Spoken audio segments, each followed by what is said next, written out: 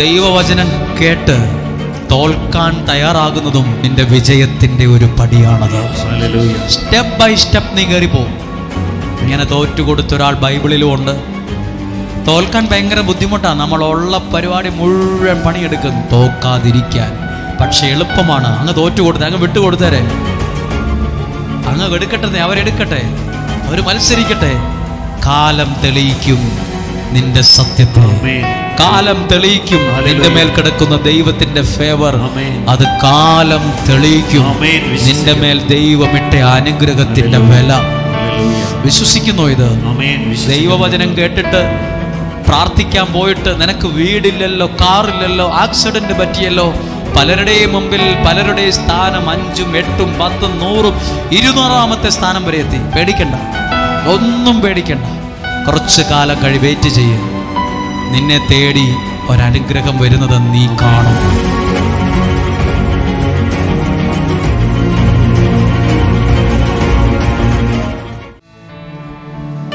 എൻ്റെ പ്രാർത്ഥന ദൈവം കേൾക്കുമെന്ന് എനിക്ക് ഉറപ്പുണ്ടെങ്കിൽ എനിക്ക് നഷ്ടപ്പെട്ടതൊക്കെയും ദൈവം തിരിച്ചു തരും. കരങ്ങളെ ഹൃദയത്തോട് ചേർത്ത് കർത്താവേ, കൊയ്ത്തുകാലത്തിൻ്റെ ആനന്ദം ഇന്ന് ശുശ്രൂഷയിൽ ഞങ്ങൾക്ക് നൽകണമേ. കൊയ്ത്തുകാലത്തിൻ്റെ ആനന്ദം ശുശ്രൂഷയിൽ അങ്ങ് ഞങ്ങൾക്കൊരുക്കണമേ. സൈന്യത്താലെ അല്ല, ശക്തിയാലെയുമല്ല, അങ്ങയുടെ ആത്മാവിലാണ്. ആരാധനയും പ്രാർത്ഥനയും ചില ആണിക്കല്ലുകളാണ്. ഏത് ഉയർന്ന മലകളെയും സമതലമാക്കാൻ കഴിയത്തക്ക വിധം ആണിക്കല്ലുകളാണ് നാം പ്രാർത്ഥിക്കുന്ന പ്രാർത്ഥനയും ആരാധിക്കുന്ന ആരാധനയും. ഈ ആണിക്കല്ലുകൊണ്ട് അടിച്ചാൽ ഏതു മഹാപർവ്വതവും സമതലമാകും, സമതലമായി മാറും. കരങ്ങളെ ഹൃദയത്തോടൊന്ന് ചേർത്ത് എല്ലാ ഭാരങ്ങളും ഏൽപ്പിച്ചു കൊടുത്തുകൊണ്ട് മനസ്സിനെ അലട്ടുന്ന, സങ്കടത്തിൽ ആഴ്ത്തിയിരിക്കുന്ന, ഇടിച്ചു താഴ്ത്തുന്ന ഒരു വ്യക്തി പറഞ്ഞു, എനിക്ക് കുറച്ച് ദിവസങ്ങളും കുറച്ച് നാളുകളൊക്കെ നല്ല നന്മകളൊക്കെ വരും, പിന്നെ 10 ഇരട്ടിയായി താഴോട്ട് പോകും. എന്നറിയില്ല, എൻ്റെ പ്രാർത്ഥന മാത്രം ദൈവം കേൾക്കുന്നില്ലല്ലോ എന്നൊരു തോന്നൽ പോലും എനിക്ക് പഴയ പോലെയൊന്നും പ്രാർത്ഥിക്കാനൊന്നും കഴിയുന്നില്ല. തീയും പുകയുമൊക്കെ നമ്മൾ കണ്ടിട്ടുണ്ട്. പക്ഷെ അതിനകത്ത് എരിഞ്ഞു തീരുന്ന വിറക് കമ്പിനെ ചിലപ്പോൾ നമ്മൾ കണ്ടിട്ടുണ്ടാകില്ല. തീയും പുകയൊക്കെ എല്ലാവരും കാണും, പക്ഷെ അതിനകത്ത് വിറക് എരിഞ്ഞ് കത്തുന്ന വിറകുണ്ട്. ഇതുപോലെ നമ്മൾ പലരും എരിഞ്ഞു കത്തുന്ന അഗ്നിയിൽ ഉരുകിത്തീരുന്ന വിറക് പോലെ കത്തുന്ന മനസ്സുള്ളവരും വെന്ത് നീറുന്ന ഹൃദയമുള്ളവരും തകർന്നവരൊക്കെ ഉണ്ട്. എല്ലാ ഭാരങ്ങളും യേശു പറഞ്ഞു, നിന്റെ ഭാരം നീ ചുമന്നാൽ നിനക്ക് അസുഖമായത് മാറും. നീ ഡൗൺ ആകും, ഡിപ്രഷൻ വരും, നിരാശ വരും. നിന്റെ ഭാരം ദൈവത്തെ ഏൽപ്പിക്കുക. അതുകൊണ്ടാണ് ഇപ്പോൾ പാടുന്നത്, എൻ്റെ ഭാരം ചുമക്കുന്നവൻ, എൻ്റെ ഭാരം ചുമക്കുന്നവൻ. ആ വിളിച്ചു പറയൂ, യേശു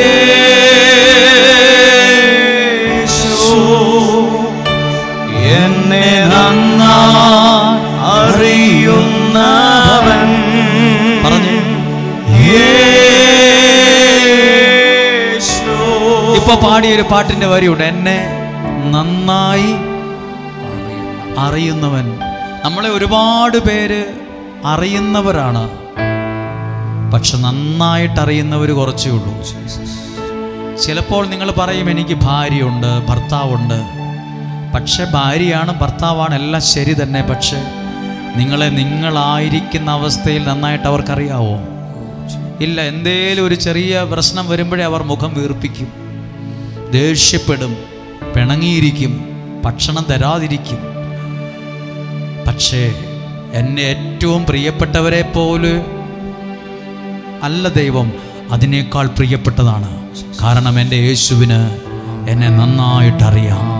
കരങ്ങൾ ഹൃദയത്തോട് വെച്ചിട്ട് പറയണം, ഹൃദയത്തിൽ വെച്ച് പറയണം, യേശു ഇന്ന് എൻ്റെ എല്ലാ ഭാരങ്ങളും മാറ്റും. യേശു എൻ്റെ എല്ലാ പ്രശ്നങ്ങളും പരിഹരിക്കും. യേശു എനിക്കൊരു വഴി തുറന്നു തരും. യേശു എൻ്റെ എല്ലാ പ്രശ്നങ്ങളും പരിഹരിക്കും. പറ, വിശ്വാസത്തിൽ പറ, യേശു എൻ്റെ എല്ലാ പ്രശ്നങ്ങളും പരിഹരിക്കും. യേശു എൻ്റെ അവസ്ഥകളെ മാറ്റം വരുത്തും. കൊയ്ത്തുകാലത്തിന്റെ ആനന്ദം എനിക്ക് ദൈവം തരും. പ്രഭാതത്തിലെ മഞ്ഞുതുള്ളികൾ സൂര്യപ്രകാശത്തിന്റെ ചൂടേറ്റ് അപ്രത്യക്ഷമാകുന്നത് പോലെ എൻ്റെ പ്രശ്നങ്ങൾ പ്രഭാതത്തിലെ മഞ്ഞുതുള്ളി ഉരുകുന്നത് പോലെ ഉരുകുമെന്ന് ഞാൻ വിശ്വസിക്കുന്നു. പറഞ്ഞ് ഹല്ലേലൂയ. പ്രിയപ്പെട്ടവരെ, യേശു എന്നെ പഠിപ്പിച്ചത് ഞാൻ വിളിച്ചു പറയാം. യേശു എന്നെ പഠിപ്പിച്ചത് ഞാൻ വിളിച്ചു പറയാം.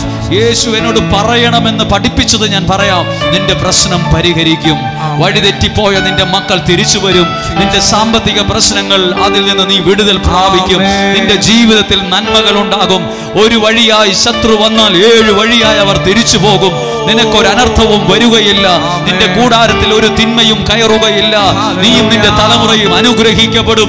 യേശു എന്നെ പഠിപ്പിച്ചത് ഞാൻ ആത്മാവിൽ, പരിശുദ്ധാത്മാവിൽ വിളിച്ചു പറയുന്നു.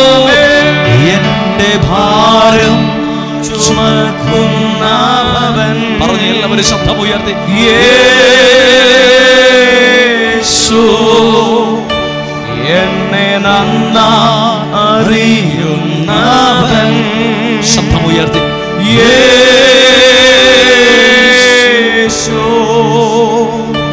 സുഖമുള്ള കാലത്തും കണ്ണുനീർ നേരത്തും യേശു മാത്രം മതി. പറഞ്ഞേ, സുഖമുള്ള കാലത്തും കണ്ണുനീർ നേരത്തും യേശു മാത്രം മതി. യേശു മാത്രം മതി. പരിശുദ്ധാത്മാവേ, ഇന്ന് വചനം കേൾക്കുന്നവരെ ആ വചനത്താൽ നിറച്ച് തിരുരക്തത്താൽ വിശുദ്ധീകരിച്ച് ആത്മാവിനാൽ നയിക്കണമേ. ആമേൻ. ഇരിക്കാമോ? ഉള്ള സൗകര്യത്തിൽ ഏറ്റവും സന്തോഷത്തോടെ നമുക്കിരിക്കാം. ഹല്ലേലൂയ. ഒരുപാട് സന്തോഷത്തോടെ ഇന്ന് നിങ്ങളുടെ മുമ്പിലായിരിക്കുന്നു. നല്ലൊരു ദിവസമായിരിക്കട്ടെ എന്ന് നിങ്ങൾക്ക് വേണ്ടി പ്രാർത്ഥിക്കുന്നു. ഇന്ന് പേര് പറഞ്ഞ് നിയോഗം പറഞ്ഞ് പ്രാർത്ഥിച്ച 7 ആശീർവാദം നൽകിയ ദിവികാരുണ്യ പ്രദക്ഷിണമുള്ള നല്ലൊരു 3-ാം വെള്ളിയാഴ്ചയായിരുന്നു. ദൈവത്തിന് ഞങ്ങൾ നന്ദി പറയുവാണ്. ദൈവത്തെ ആരാധിക്കാൻ നമുക്ക് നല്ലൊരു സ്ഥലം തന്നേന്, ഒരു സാഹചര്യം തന്നേന് ഞങ്ങൾ നന്ദി പറയുന്നു. ഈ ഹാളിൻ്റെ അകത്ത് കൊള്ളാവുന്ന അധികം ആളുകളുണ്ട്, പുറത്തും ആളുകളുണ്ട്. ഇതിനകത്ത് ഒത്തിരി ചൂടുള്ളത് കൊണ്ട് 16 ഫാൻ വച്ചിട്ടുണ്ട്. 16 ഫാൻ. കുറേ ചൂടൊക്കെ കുറയും. 17 ഫാനോളം വച്ചിട്ടുണ്ട്. അത് അനുഗ്രഹമാണ്. നമ്മുടെ ജീവിതത്തിന് അതൊരു സഹായമാകട്ടെ എന്ന് പ്രാർത്ഥിക്കുന്നു. ഹല്ലേലൂയ. ഇന്ന് ദൈവവചനമൊക്കെ കേൾക്കാനിരിക്കുമ്പോൾ, പ്രാർത്ഥിക്കാനിരിക്കുമ്പോൾ നല്ലൊരു വചനമാണ് നിങ്ങളോട് പ്രസംഗിക്കുവാനായി ഞാൻ മനസ്സിൽ കരുതിയിരിക്കുന്നത്, മനസ്സിൽ കൊണ്ടുവന്നിരിക്കുന്നത്. അതിനു മുമ്പ് ആ വചനം നിങ്ങളുടെ ശ്രദ്ധയിൽ കൊണ്ടുവരുമ്പോൾ, ഇപ്പോൾ പ്രിയപ്പെട്ട പാട്ടുകാരൻ ജോണ് പാടി, യേശു എന്നെ നന്നായി അറിയുന്നവനാണെന്ന്. എൻ്റെ ഏറ്റവും പ്രിയപ്പെട്ടവർക്ക് പോലും എന്നെ നന്നായിട്ട് അറിയണമെന്നില്ല. ചിലരോട് പറയില്ലേ, നീ എന്നാലും മനസ്സിലാക്കിയില്ലല്ലോ, ഇത്രയും വർഷമായി ഒരുമിച്ച് ജീവിക്കാൻ തുടങ്ങിയിട്ട്, എന്നിട്ട് നിനക്ക് ശരിക്കും മനസ്സിലാകുന്നില്ല എന്നെ. എനിക്ക് ഭയങ്കര ദുഃഖമുണ്ട്. എത്ര ഒരുമിച്ചായിരുന്നെന്ന് പറഞ്ഞാലും ചിലർക്കൊന്നും ചിലരെ ഒട്ടും പിടികിട്ടത്തില്ല. പക്ഷേ യേശു പറഞ്ഞൊരു വാക്കുണ്ട്, എനിക്ക് നിന്നെ നന്നായിട്ടറിയാം. തീ കത്തുമ്പോൾ പുകയും തീയും ഒക്കെ എല്ലാവരും കാണും, പെട്ടെന്ന് ശ്രദ്ധിക്കില്ല. തീക്കകത്തിരിക്കുന്ന വിറക് അതിങ്ങനെ നിന്ന് കത്തുകയാണ്. ഇതുപോലെ ചില ജീവിതങ്ങൾ ചിലതൊക്കെ ആലോചിച്ച് തീക്കകത്തിരിക്കുന്ന വിറകും പോലെയാണ്. അതിങ്ങനെ കത്തി പോവാണ്. എല്ലാവരും വെളിച്ചവും പുകയൊക്കെ കാണും, അതൊക്കെ എല്ലാവരും കണ്ടു വേഗം പോകും. പക്ഷെ അനുഭവിക്കുന്നവർക്കല്ലേ അതിൻ്റെ ആഴം അറിയത്തുള്ളൂ. ഞാൻ ദൈവവചനം ഒരുങ്ങുന്ന സമയത്ത് ഒരാൾ വന്ന് പറഞ്ഞു, ഒരാൾ അർജൻറ്റായിട്ട് കാണാൻ വന്നിട്ടുണ്ട്, ഒന്ന് താഴേക്ക് വരാമോ എന്ന് ചോദിച്ചു. ഞാൻ വേഗത്തിൽ താഴെ ചെന്നു, അവരുടെ വാക്കുകൾ കേട്ടു. പ്രാർത്ഥിച്ചപ്പോൾ എനിക്കൊരു പ്രസംഗിക്കാനുള്ളൊരു വിഷയം കിട്ടി. ആ വ്യക്തിയുടെ വിഷയമല്ല, എൻ്റെ മനസ്സിൽ എനിക്ക് ദൈവം തന്നൊരു കാര്യം ഞാൻ ഇന്നലെ അത് സൂചിപ്പിച്ചു. ഇന്ന് ഡെയിലി ബ്ലെസ്സിങ്ങിൽ ഞാനത് പറഞ്ഞു. നമ്മുടെ ജീവിതം ശരിക്കും പരിശോധിക്കുമ്പോൾ, നിങ്ങളുടെ ജീവിതമല്ല, എൻ്റെ ജീവിതം ഞാൻ പരിശോധിക്കുമ്പോൾ എനിക്ക് തോന്നും എൻ്റെ ജീവിതം ഒരു കൈക്കലത്തുണി പോലത്തെ ജീവിതമാണല്ലോ എന്നൊക്കെ. എന്താണ് നമ്മുടെ വീടുകളിൽ ഇന്ന് ചിലപ്പോൾ ഉണ്ടാകത്തില്ല, എന്നാലും അറിയായിരിക്കും. എന്താ പേര്? കൈക്കലത്തുണി. അതിൻ്റെ പേര് തന്നെ ഒരു ഭംഗിയില്ല. എന്താണ് അതിൻ്റെ പേര്? കൈക്കലത്തുണി. കൈക്കലത്തുണി ഗസ്റ്റിന് കൊടുക്കുന്ന തുണിയല്ല, ഭക്ഷണം കഴിച്ച് മുഖം തോക്കാൻ തുടയ്ക്കുന്ന തുണിയല്ല. പിന്നെയോ അത് അടുക്കളയിലെ പാത്രങ്ങൾ, ഗ്യാസിൻ്റെയോ തീയുടെയോ മുകളിലിരിക്കുന്ന ചൂടുള്ള പാത്രങ്ങളെ നമ്മുടെ കൈ പൊള്ളാതിരിക്കാൻ നമ്മൾ ഉപയോഗിക്കുന്ന കരി പറ്റിയ, ചുളിവുകളുള്ള, ദുർഗന്ധമുള്ള, ഭംഗിയില്ലാത്ത ഏതോ വസ്ത്രത്തിൽ നിന്ന് കീറിയെടുത്തൊരു ഭാഗമാണ് നമ്മൾ അതിനിട്ട പേര് കൈക്കലത്തുണി എന്നാണ്. പക്ഷെ എൻ്റെ മനസ്സിൽ വന്ന കാര്യം പറയാം, കൈക്കലത്തുണിയാണേലും അതിനെ കൊണ്ടുപോലും ചില ആവശ്യങ്ങളുണ്ട് നമുക്ക്, ഇല്ലേ? നമ്മുടെ വീട്ടിലൊരു പാത്രം അടുപ്പേന്ന് എടുക്കണമെങ്കിൽ അലുമാരി പോയി നല്ല ഡ്രസ്സ് എടുത്തുകൊണ്ട് വരത്തില്ല. എവിടെയാ? കൈക്കലത്തുണി എന്നാണ് നോക്കുന്നത്. മോശം തുണി എവിടെയാ? മോശം തുണി കൊണ്ട് പോലും പ്രയോജനമുണ്ട് ചിലപ്പോൾ. മോശം തുണികൾ ചിലപ്പോൾ അത് ആവശ്യമാണ്. അങ്ങനെയെങ്കിൽ എനിക്ക് നിങ്ങളോട് പറയാനുള്ളൊരു കാര്യമാണ്, നമ്മൾ ചിലപ്പോൾ ചിന്തിക്കില്ലേ, ഞാൻ പ്രാർത്ഥിച്ചാൽ എന്നാ നടക്കും, എന്തേലും നടക്കുമോ, ഞാനൊരു കൊള്ളാത്തവനല്ലേ?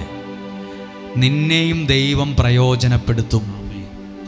ചില ആളുകൾ, ഞാൻ കേട്ട ഒരു ഡയലോഗുണ്ട്, അയാൾ ആരാ ഇങ്ങനെയൊക്കെ പ്രാർത്ഥിക്കാൻ? അയാൾ എന്നാ വിശുദ്ധനായത്? അയാൾ എന്നാ വലിയ പുണ്യാളനായത്? അയാളാരാ, മാർപ്പാപ്പയാണോ? അയാൾ വലിയ പുള്ളിയാണല്ലോ. നമ്മൾ പറയും അയാളുടെ പഴയകാലമൊക്കെ എനിക്കറിയാം, അയാൾ ആരാന്നൊക്കെ എനിക്കറിയാം. ഇന്ന് ഭക്തിമാർഗത്തിൽ പോവുക. നമ്മൾ ചിലരെ ഇങ്ങനെ വിധിക്കത്തില്ലേ, പരിഹസിക്കത്തില്ലേ? അയാൾക്കെന്നാ പ്രാർത്ഥിക്കാൻ യോഗ്യത? അയാൾ ഇന്നലെയൊക്കെ അയാൾ ആരായിരുന്നു? അയാൾ അനുദപിച്ചതും കണ്ണുനീരൊഴുക്കിയതും ആരും കണ്ടിട്ടുണ്ടാകില്ല. അയാൾ ചെയ്ത തെറ്റിനെ ഓർത്ത് അയാൾ പല പ്രാവശ്യം അനുദപിച്ചിട്ടുണ്ടാകും. എല്ലാം തികഞ്ഞ ആരാ ഉള്ളത്? എല്ലാം തികഞ്ഞ് പെർഫെക്റ്റായ ആരാ നേരെ സ്വർഗത്തിൽ നിന്ന് ഇറങ്ങി വന്ന ആരാ ഉള്ളത്? ആരുമില്ല. ഞാനും നിങ്ങളും പാപികളാണ്. സത്യം പറഞ്ഞാൽ വെറും കൈക്കലത്തുണിയാണ്, വെറും കൈക്കലത്തുണിയാണ്. ദേഷ്യം വരുമ്പോൾ ചീത്ത പറയുന്ന, ഇഷ്ടക്കേട് വരുമ്പോൾ വായു വരുന്നത് വിളിച്ചു പറയുന്ന, പ്രതികരിക്കുന്ന സാധാരണ പച്ച മനുഷ്യരാണ് നമ്മൾ.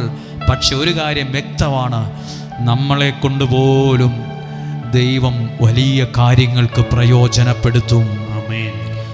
ഞാൻ കൈക്കലത്തുണി പോലെ ആണേലും പേടിക്കണ്ട, ദൈവത്തിന് നിന്നെ നന്നായിട്ടറിയാം. ഒരു വചനം വായിക്കുവാണ്, പ്രഭാഷകന്റെ പുസ്തകം 11-ാം അധ്യായം 12-13 വാക്യങ്ങളാണ്. ഇത് മറക്കാതെ നിങ്ങളുടെ ഹൃദയങ്ങളിൽ സൂക്ഷിക്കാൻ കഴിയട്ടെ. പ്രഭാഷകന്റെ പുസ്തകം 11-ാം അധ്യായം 12-ാമത്തെ വാക്യം ഒന്ന് കേൾക്കുവാണ്, വായിക്കുക. വേറെ ചിലർ എഴുതിയിരിക്കുകയാണ്, ചിലർ മന്ദഗതിക്കാരും. എഴുതിയിരിക്കുവാണ്, ചിലർ മന്ദഗതിക്കാരും. വെരി സ്ലോ, അവർ സ്ലോ ആണ്. മന്ദഗതിക്കാരും, ബലഹീനരും, കഴിവില്ലാത്തവരും, സഹായാർത്ഥികളും, അതീവ ദരിദ്രരുമാണ്. ഇത്ര എഴുതിയിരിക്കുന്നത്. 4 പ്രത്യേകത എഴുതിയിട്ടുണ്ട്. എന്തൊക്കെയാണെന്നൊന്നും കൂടെ എണ്ണുവാണ്. ഒന്നാമത്തെ പ്രത്യേകതയാണ് മന്ദഗതിക്കാർ എന്ന് പറഞ്ഞാൽ എന്താ? എല്ലാം സ്ലോ ആണ്, ഒരു സ്പീഡും ഇല്ല. നമ്മൾ അങ്ങനെയുള്ളവരെ നോക്കി വെറും ഉഴപ്പനാണ്. വെറും സ്ലോ ആണ് പുള്ളി ഒരു കാര്യം ഏൽപ്പിച്ചാൽ നാളെ അത് ചെയ്യത്തുള്ളൂ. ചിലർ മന്ദഗതിക്കാരും. അങ്ങനെയുള്ളവരെ പലരും വഴക്കു പറയും, പലരും ഒഴിവാക്കും, പലരും താഴ്ത്തിക്കെട്ടും. ചിലർ മന്ദഗതിക്കാരും ബലഹീനർ എന്ന് പറഞ്ഞാൽ അശുവാണ്. സാധാരണ പച്ചമല അശുവാണ്, ഒരു പാവം പിടിച്ചവൻ. വേറെ ചിലർ പറയും ഒരു കഴിവില്ലാത്തവനാണ്, എന്തോ കുഴപ്പമുണ്ട്, വലിയ ബുദ്ധിയൊന്നുമില്ല. ബലഹീനരാണ്, കഴിവില്ലാത്തവരുമാണ്. പിന്നെയോ സഹായാർത്ഥികളും. അവർക്ക് വേറൊരാളുടെ സഹായം എന്നാലേ രക്ഷപ്പെടത്തുള്ളൂ. ഒറ്റയ്ക്ക് കയറിപ്പോകാൻ കഴിവില്ല. ഒറ്റയ്ക്ക് രക്ഷപ്പെടാനുള്ള കഴിവും സാമർഥ്യമൊന്നും അവരിലില്ല. എന്നാൽ അടുത്ത വാക്യം അടുത്തൊന്നും കൂടെ വായിച്ചേ. ചിലർ അതീവ ദരിദ്രരുമാണ്. അവർ ദരിദ്രരെന്നല്ല, അതീവ ദരിദ്രരുമാണ്. ഒന്നാമത് പാവം പിടിച്ച ആൾക്കാരാണ്, പാവപ്പെട്ടവരുമാണ്, പോരാത്തതിന് മന്ദഗതിക്കാരുമാണ്. പിന്നെയോ ബലഹീനരാണ്, പലരുടെ സഹായം കൊണ്ട് ജീവിക്കുന്നവരുമാണ്, അതീവ ദരിദ്രരുമാണ്. പക്ഷെ അടുത്ത വാക്യം എഴുതിയിരിക്കുന്ന നോക്ക്, ഇങ്ങനെയാണ്. എന്നാൽ ഇങ്ങനെയൊക്കെ ആണേലും എന്നാലും കർത്താവ് അവരെ കടാക്ഷിച്ച് ദയനീയ അവസ്ഥയിൽ നിന്ന് ഉയർത്തുന്നു. അവസാനത്തെ വാക്ക് ഉയർത്തുന്നു. അതിനിപ്പുറത്തെ വാക്ക് ദയനീയ. അപ്പൊ സിറ്റുവേഷൻ ഏതാ? നമ്മൾ പറയില്ലേ സഹതാപം, പാവം, കഷ്ടം. നമ്മൾ പറയില്ല അയ്യോ അവരുടെ വീടൊക്കെ ഭയങ്കര കഷ്ടമാകട്ടോ, ഓ അവരുടെ പിള്ളേരുടെ കാര്യം കഷ്ടമാ, കട്ടപ്പുകയാ, കഷ്ടം. പക്ഷെ ഇങ്ങനെയൊക്കെ ആണേലും ദൈവം അവരെ കടാക്ഷിച്ച് അവരുടെ ദയനീയ അവസ്ഥയിൽ നിന്ന് ഉയർത്തുന്നു. അത് ഇന്ന് നടക്കണം. അതെൻ്റെ ജീവിതത്തിൽ നടക്കണം. ഈ അവസ്ഥയിലുള്ള പലരുടെയും ജീവിതത്തിൽ നടക്കണം. ഏതവസ്ഥയെന്നാ? ദയനീയ അവസ്ഥ. ഒത്തിരി പേരുടെ അവസ്ഥ അങ്ങനെയാ, ദയനീയ അവസ്ഥയാ. രോഗം കൊണ്ടും സാമ്പത്തിക പ്രതിസന്ധി കൊണ്ടും ദയനീയ അവസ്ഥ. അവിടെ എഴുതിയിരിക്കും ദയനീയ അവസ്ഥയിൽ തുടരുന്നു എന്നാണോ ഉയർത്തുന്നു എന്നാണോ? നോക്കിക്കേ, ഉയർത്തുന്നു. ദയനീയ അവസ്ഥയിൽ നിന്ന് ഉയർത്തുന്ന ഒരു ദൈവമുണ്ടെന്ന് വേദപുസ്തകം പറയുന്നു. ഹല്ലേലൂയ. ഒന്നും കൂടെ ആ വാക്യം വായിക്കേ. വേറെ ചിലർ മന്ദഗതിക്കാരും ബലഹീനരും സഹായം കിട്ടേണ്ടവരും പാവം പിടിച്ചവരും അതീവ ദരിദ്രരുമാണ്, വെറും പാവപ്പെട്ടവരാണ്. എന്നാൽ ഇതിനകത്ത് വീടില്ലാത്തവരില്ലേ? ചോർന്നൊലിക്കുന്ന വീടുള്ളവർ ഇതിനകത്തില്ലേ? നല്ലൊരു കട്ടിൽ വീട്ടിലില്ലാത്തവരില്ലേ? നല്ലൊരു മേശയില്ലാത്തവരില്ലേ? സൗകര്യമുള്ളൊരു മുറിയില്ലാത്തവരില്ലേ? നല്ലൊരു ടോയ്ലറ്റ് പോലും ഇല്ലാത്തവർ ഇന്നും ഉണ്ട്. ഒരു വീട്ടിൽ ഒരാൾ വന്നാൽ കിടക്കാൻ കൊടുക്കാൻ ഒരു റൂം കൊടുക്കാനില്ല, ഒരു സൗകര്യത്തിന് ഇരിക്കാൻ കസേരയില്ലാത്തവർ ഇന്നും ഉണ്ട്. ഇടിഞ്ഞു പൊളിഞ്ഞ് വീഴാറായ ഭവനത്തിൽ താമസിക്കുന്നവരില്ലേ? ഉണ്ട്. അതീവ ദരിദ്രരുമാണ്. എന്നാൽ അടുത്ത വാക്യം എന്നോട് നിങ്ങളോട് വാ. എന്നാൽ കർത്താവ് അവരെ കടാക്ഷിച്ച്, ആ ഒരു വാക്ക് കടാക്ഷിക്കുക. പ്രാർത്ഥിക്കുന്ന നിന്നെ ദൈവം കടാക്ഷിക്കും. വിശ്വസിക്കുന്നു. പ്രാർത്ഥിക്കുന്ന നിന്നെ കണ്ടിട്ടും കാണാത്ത പോലെ ദൈവം കടന്നു പോകില്ല. ആരാധിക്കുന്ന നിന്നെ, പ്രാർത്ഥിക്കുന്ന എന്നെ, എൻ്റെ കുടുംബത്തെ ദൈവം കടാക്ഷിക്കുന്ന ദിവസമാണ്. എന്ന് പറഞ്ഞ് ഹല്ലേലൂയ, ഹല്ലേലൂയ. ദൈവം കടാക്ഷിച്ച് ദയനീയ അവസ്ഥയിൽ നിന്ന്. ആ വാക്കിന് നമ്മുടെ എല്ലാം പലരുടെയും ജീവിതമായിട്ട് ബന്ധമുണ്ട്. ദയനീയ അവസ്ഥ. ആ കൊച്ചിൻ്റെ കല്യാണം കഴിഞ്ഞിട്ട് 6 മാസമല്ലേ ആയുള്ളൂ, എന്തോ ഒരു കഷ്ടമാ. ദയനീയ അവസ്ഥയാണ്. ആ രാജ്യത്ത് പഠിക്കാൻ പോയിട്ട് ഇപ്പോൾ PR കിട്ടുന്നില്ല, തിരിച്ചു പോരേണ്ട ഒരു അവസ്ഥ, ഒരു ദയനീയ അവസ്ഥയാ. പക്ഷേ ദൈവത്തിലാണോ നീ ആശ്രയിക്കുന്നത്? ദൈവവചനം നിങ്ങളെ നോക്കി ഒരു പ്രഖ്യാപനം നടത്തുകയാണ്. ദയനീയ അവസ്ഥയിൽ നിന്ന് ഉയർത്തുന്നു. ഹല്ലേലൂയ. ചിലര് പറയും എൻ്റെ വീട്ടിൽ എന്നും വഴക്കാണ്, സമാധാനം എന്നൊന്നില്ല. അതിൻ്റെ പേരാണ് ദയനീയ അവസ്ഥ. എനിക്കൊരു ദയനീയ അവസ്ഥയുണ്ടായിരുന്നു. എത്രയോ പേര് അയ്യോ പാവം പറഞ്ഞിട്ടുണ്ട്. ദയനീയ അവസ്ഥ എനിക്കുണ്ടായി. അധ്യാപകർ പറഞ്ഞിട്ടുണ്ട് എന്നെക്കുറിച്ച് ദയനീയ അവസ്ഥ, കുടുംബക്കാർ പറഞ്ഞിട്ടുണ്ട് കഷ്ടം. പ്രിയപ്പെട്ട അധികാരികൾ, സെമിനാരിയിൽ പഠിക്കുമ്പോൾ വൈദികർ, മൂത്ത സഹോദരങ്ങൾ, പിതാക്കന്മാർ പറഞ്ഞു കഷ്ടമാകട്ടോ നിന്റെ കാര്യം, നിന്റെ കാര്യം നീ രക്ഷപ്പെടുമെന്ന് വിചാരിക്കാൻ പറ്റുന്നില്ല, നിന്റെ കാര്യം എങ്ങനെയാ, നീ എങ്ങനെ ജീവിക്കും, നീ എങ്ങനെ പോയി എങ്ങനെ വിജയിക്കും. പക്ഷെ ഒരു ദൈവം നിന്നോട് പറഞ്ഞു എങ്ങനെ ജീവിക്കും, നിന്റെ കാര്യം കട്ടപ്പോകയാന്നല്ല ദൈവം പറഞ്ഞത്, നിന്റെ കാര്യം കഷ്ടമാന്നല്ല, നിന്റെ കാര്യം കഷ്ടമാണേലും ആ ദയനീയ അവസ്ഥയിൽ നിന്ന് നിന്നെ ദൈവം ഉയർത്തും. Hallelujah, hallelujah, hallelujah, hallelujah. കരങ്ങളെ ഉയർത്തി വിശ്വസിക്കുന്നവർ പറഞ്ഞേ ഹല്ലേലൂയ, ഹല്ലേലൂയ, ഹല്ലേലൂയ. ഇന്ന് ഏതവസ്ഥയാണ്? ഇന്ന് ദയനീയ അവസ്ഥയാണ്. ദയനീയ അവസ്ഥ എന്ന് പറഞ്ഞാൽ എനിക്ക് നിങ്ങളുടെ അറിയത്തില്ല, എൻ്റെ ദയനീയ അവസ്ഥ പലതും എനിക്ക് നല്ല ഓർമ്മയുണ്ട്. ഭയങ്കര ദയനീയ അവസ്ഥയാണ്. അതൊക്കെ ആർക്കും അങ്ങനെയുള്ള അനുഭവങ്ങൾ ഉണ്ടാകാതിരിക്കട്ടെ എന്നാണ് ഞാൻ ചിന്തിക്കുന്നത്. മറ്റുള്ളവർ നമ്മളെ പരിഹസിക്കുന്നത്, താഴ്ത്തിക്കെട്ടുന്നത് ഭയങ്കര ദയനീയ അവസ്ഥയാണ്. നിന്നെ കൊണ്ട് എന്തിനു കൊള്ളാം, നീ ശരിയാകത്തില്ല, നിനക്കതിന് എന്തേലും ഒരു കഴിവുണ്ടോ, ഇതൊക്കെ നമ്മൾക്ക് ഭയങ്കര മാനസിക വേദന തരുന്നതാണ്. അടുപ്പിനകത്തിരിക്കുന്ന വിറക് കത്തുന്ന പോലെയാണ് നമ്മുടെയൊക്കെ പലരുടെയും അവസ്ഥ. ദയനീയ അവസ്ഥയാണ്. ആരോട് പറയാൻ? എൻ്റെ ദയനീയ അവസ്ഥ വേറെ ആരോടെങ്കിലും പറഞ്ഞ് അവരാ നാട്ടിൽ പോയി, ടൗണിൽ പോയി, ആ ബാർബർ ഷോപ്പിലിരുന്ന്, ആ ഇറച്ചിക്കടയുടെ മുമ്പിലിരുന്ന്, അവരാ കല്യാണ വീട്ടിലിരുന്ന് കൈ കൊട്ടിച്ചിരിക്കും. പലരുടെയും ദയനീയ അവസ്ഥ നാട്ടിൽ പാട്ടാണ്. അവർ കല്യാണ വീട്ടിലിരുന്ന് അപ്പുറത്തും ഇപ്പുറത്തും ചിരിക്കുന്നത് നമ്മുടെ ദയനീയ കാര്യങ്ങളൊക്കെ പറഞ്ഞിട്ടാണ്. ബാർബർ ഷോപ്പിലിരുന്ന് തലമുടി വെട്ടാൻ ചെന്ന രണ്ട് സുഹൃത്തുക്കൾ വേറൊരാളുടെ കാര്യം പറഞ്ഞ് ചിരിക്കുവാണ്. അത് വേറൊരാളുടെ ദയനീയ അവസ്ഥയാണ്. പക്ഷെ ദയനീയ അവസ്ഥയിൽ എന്നെ പരിഹസിക്കുന്ന ദൈവത്തെ അല്ല ആരാധിക്കുന്നത്, ആ അവസ്ഥയിൽ നിന്ന് എന്നെ ഉയർത്തുന്ന ദൈവത്തെയാണ്. ഞാൻ കഴിഞ്ഞ ഈ വചനമൊക്കെ വായിച്ചപ്പോഴേ, ഈ വചനം വായിച്ചപ്പം ഞാൻ എൻ്റെ കുറേ ദയനീയ അവസ്ഥകളെ ഞാൻ ഓർത്തു.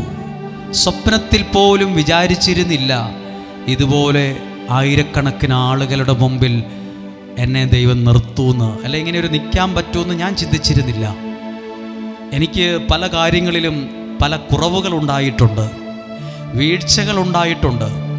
എന്നെ പഠിപ്പിച്ചവർ പറഞ്ഞിട്ടുണ്ട്, നീ രക്ഷപ്പെടത്തില്ല കേട്ടോ, ഇങ്ങനെ പോയാൽ രക്ഷപ്പെടുകയില്ല കേട്ടോ, മുന്നോട്ട് വിടാൻ പറ്റത്തില്ല കേട്ടോ. അതൊക്കെ ചാട്ടുളി പോലെ തറഞ്ഞു കയറുന്ന വാക്കുകളാണ്. എനിക്ക് ഇന്ന് കുറച്ചെങ്കിലുമൊക്കെ, കുറച്ച് വളരെ ഒരു ശതമാനം ഇച്ചിരിയൊക്കെ പാടും, കുറച്ചൊക്കെ പ്രസംഗിക്കും. ഇച്ചിരിയൊക്കെ ഇങ്ങനെയൊക്കെ പ്രസംഗിക്കാൻ പറ്റുന്നില്ലേ, അരമണിക്കൂറൊക്കെ പ്രസംഗിക്കാൻ പറ്റും, ഒരു ശുശ്രൂഷ നടത്താൻ പറ്റും. സ്വപ്നത്തിൽ പോലും വിചാരിച്ചിരുന്നില്ല ഇങ്ങനെയൊക്കെ പറ്റുമെന്ന്. ഞാൻ പലരോടും ചോദിച്ചിട്ടുണ്ട്, ഇങ്ങനെയൊക്കെ എനിക്ക് പറ്റുമോ? ആരും സപ്പോർട്ട് ചെയ്തിരുന്നില്ല. പക്ഷെ ബൈബിളിലെ ദൈവം പറയുക, നിന്നെ ആരും സപ്പോർട്ട് ചെയ്തില്ലേലും ദൈവം നിന്നെ സപ്പോർട്ട് ചെയ്ത് ആ ദയനീയ അവസ്ഥയിൽ നിന്ന് സ്വർഗത്തിലെ ദൈവം നിന്നെ ഉയർത്തും. ആരും നിന്നെ ഉയർത്താനായി ഒരു അണിവിരൽ പോലും ചലിപ്പിച്ചില്ലേലും. സത്യമാണോ? ഈ വിരലിൻ്റെ പേരാണെന്ത്? അണിവിരൽ. ഈ അണിവിരൽ പോലും ചിലപ്പോൾ നമ്മുടെ ഉയർച്ചയ്ക്ക് വേണ്ടി ആരും പ്രയോജനപ്പെടുത്തില്ല, മടക്കി വെക്കും. ഈ വിരൽ പോലും ചലിപ്പിച്ചില്ലേലും ദൈവത്തിൻ്റെ വിജയകരമായ വലത്തു കൈകൊണ്ട് ആ ദൈവം നിന്നെ ആ ദയനീയ അവസ്ഥയിൽ നിന്ന് ഉയർത്തും. ഏതവസ്ഥയിൽ നിന്ന്? ദയനീയ അവസ്ഥയിൽ നിന്ന് ഉയർത്തും. ഇത് കേട്ടിട്ട് നിങ്ങൾക്ക് പലർക്കും ഇത് പിടികിട്ടിയില്ലെന്ന് തോന്നുന്നു. ഇത് നിങ്ങൾക്ക് പിടികിട്ടുന്നു, ഇത് മനസ്സിലാകുന്നോ? ഇത് ദൈവത്തിന്റെ വാക്കാണ്. ഏതു ദയനീയ അവസ്ഥയിലും, ഞാൻ ഇന്നലെ പറഞ്ഞൊരു വാക്ക് ഒരിക്കൽ കൂടി ആവർത്തിക്കാം, നിന്റെ പ്ലാനും പദ്ധതിയും പൊളിഞ്ഞാലും പൊളിഞ്ഞു പോകാത്തൊരു പദ്ധതി ദൈവത്തിന് എന്നെ കുറിച്ചുണ്ട്.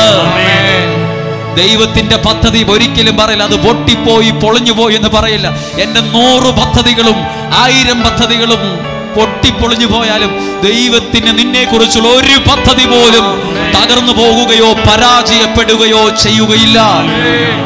നിന്നെ ദയനീയ അവസ്ഥയിൽ നിന്ന്, ആ വാക്ക്, അടുത്ത വാക്ക് ഉറക്കെ പറഞ്ഞ്, ഉയർത്തും.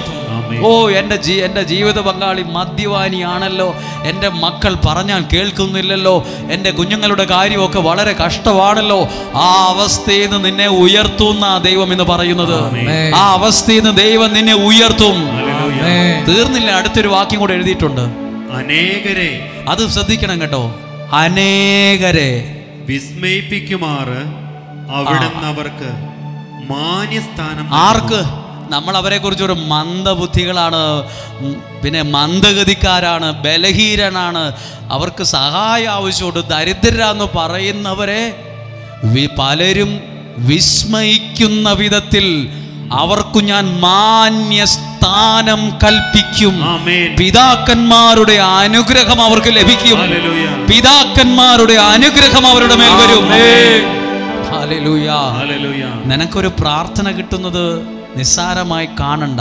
പിതാക്കന്മാരുടെ അനുഗ്രഹം നിനക്ക് വരുന്നത് നിസ്സാരമായി കാണണ്ട. അത് നിനക്ക് മാന്യമായൊരു സ്ഥാനം നൽകും. ഇനി അത് രണ്ടും കൂടി ഒന്ന് ഒരുമിച്ച് വായിച്ചേ. ചിലർ മന്ദഗതിക്കാരും ബലഹീനരും സഹായാർത്ഥികളും പിന്നെ പോരാത്തിന് അതീവ ദരിദ്രരുമാണ്. എന്നാൽ കർത്താവ് അവരെ കടാക്ഷിച്ച് ദൈവത്തിന്റെ ഫേവർ, ദൈവത്തിന്റെ അനുകൂലത, ദൈവത്തിന്റെ ഫേവർ, അതാ ദൈവത്തിന്റെ കടാക്ഷം. നമ്മൾ പറയില്ലേ, നിനക്ക് ദാരിദ്ര്യമാണേലും പേടിക്കണ്ട, നിന്റെ മേൽ ദൈവത്തിന്റെ ഒരു കടാക്ഷം ഉണ്ട് കേട്ടോ. അത് മതി ഞാൻ രക്ഷപ്പെടാൻ. എനിക്ക് 1000 പേരുടെ കൈയടിയേക്കാൾ വലുത് ദൈവത്തിന്റെ കടാക്ഷമാണ്. ദൈവത്തിന്റെ കടാക്ഷം, ദൈവത്തിന്റെ favour, the favour of God, ദൈവത്തിന്റെ ഫേവർ. ഹല്ലേലൂയ. അതാണ് ജോസഫിനുണ്ടായിരുന്നത്, അതാണ് എസ്തേറിനുണ്ടായിരുന്നത്, അതാണ് റൂത്തിനുണ്ടായിരുന്നത്, ദൈവത്തിന്റെ ഫേവർ. അതാണ് ദാവീദിനുണ്ടായിരുന്നത്. ദാവീദിന് ദൈവത്തിന്റെ ഫേവർ, ദൈവത്തിന്റെ എന്താ അതിന്റെ മലയാള വാക്ക്, അനുകൂലത എന്നൊക്കെ പറയാം. ദൈവത്തിന്റെ ഫേവർ, ദൈവത്തിന്റെ എഴുതിയിട്ടുണ്ട്, ദൈവത്തിന്റെ കടാക്ഷം, ദൈവത്തിന്റെ നിങ്ങളൊന്ന് കരങ്ങളെ ഹൃദയത്തോട് ചേർത്ത് പറഞ്ഞ്, ഈ വചനത്തിൽ പറയുന്ന കടാക്ഷം എൻ്റെ മേലും എൻ്റെ കുടുംബത്തിന്റെ മേലും ഇന്നുണ്ടാകണമേ. ഈ കടാക്ഷം ഇന്ന് എൻ്റെ മേലും എൻ്റെ കുടുംബത്തിന്റെ മേലും ഉണ്ടാകണമേ. ഈ കടാക്ഷം എൻ്റെ തലമുറകളുടെ മേൽ ഉണ്ടാകണമേ. ഈ കടാക്ഷം എൻ്റെ സാമ്പത്തികത്തിന്റെ മേൽ ഉണ്ടാകണമേ. ഈ കടാക്ഷം എൻ്റെ ബുദ്ധിമണ്ഡലത്തിൽ ഉണ്ടാകണമേ. ഈ കടാക്ഷം ഈ ശുശ്രൂഷ മേൽ ഉണ്ടാകണമേ. എനിക്ക് വേറൊന്നും വേണ്ട കർത്താവേ, അങ്ങയുടെ കടാക്ഷം. ഈ കടാക്ഷം എഴുതിയിട്ടുണ്ട്, ദയനീയ അവസ്ഥയിൽ നിന്ന് ഉയർത്തുന്നു. ഒത്തിരി പേര് ഇവിടെ സങ്കടത്തോടെ വന്നിട്ട് പറയുന്നത് ഞങ്ങളുടെ അവസ്ഥയാ പറയുന്നത്. ദയനീയ അവസ്ഥ പറഞ്ഞവരോടൊക്കെ പറയാം, ആ അവസ്ഥയിൽ നിന്ന് ദൈവം നിന്നെ ഉയർത്തും. ആ അവസ്ഥയിൽ നിന്ന് എന്നെ, എൻ്റെ കുടുംബത്തെ ദൈവം ഉയർത്തും. എന്നിട്ട് എവിടം വരെ എത്തിക്കും?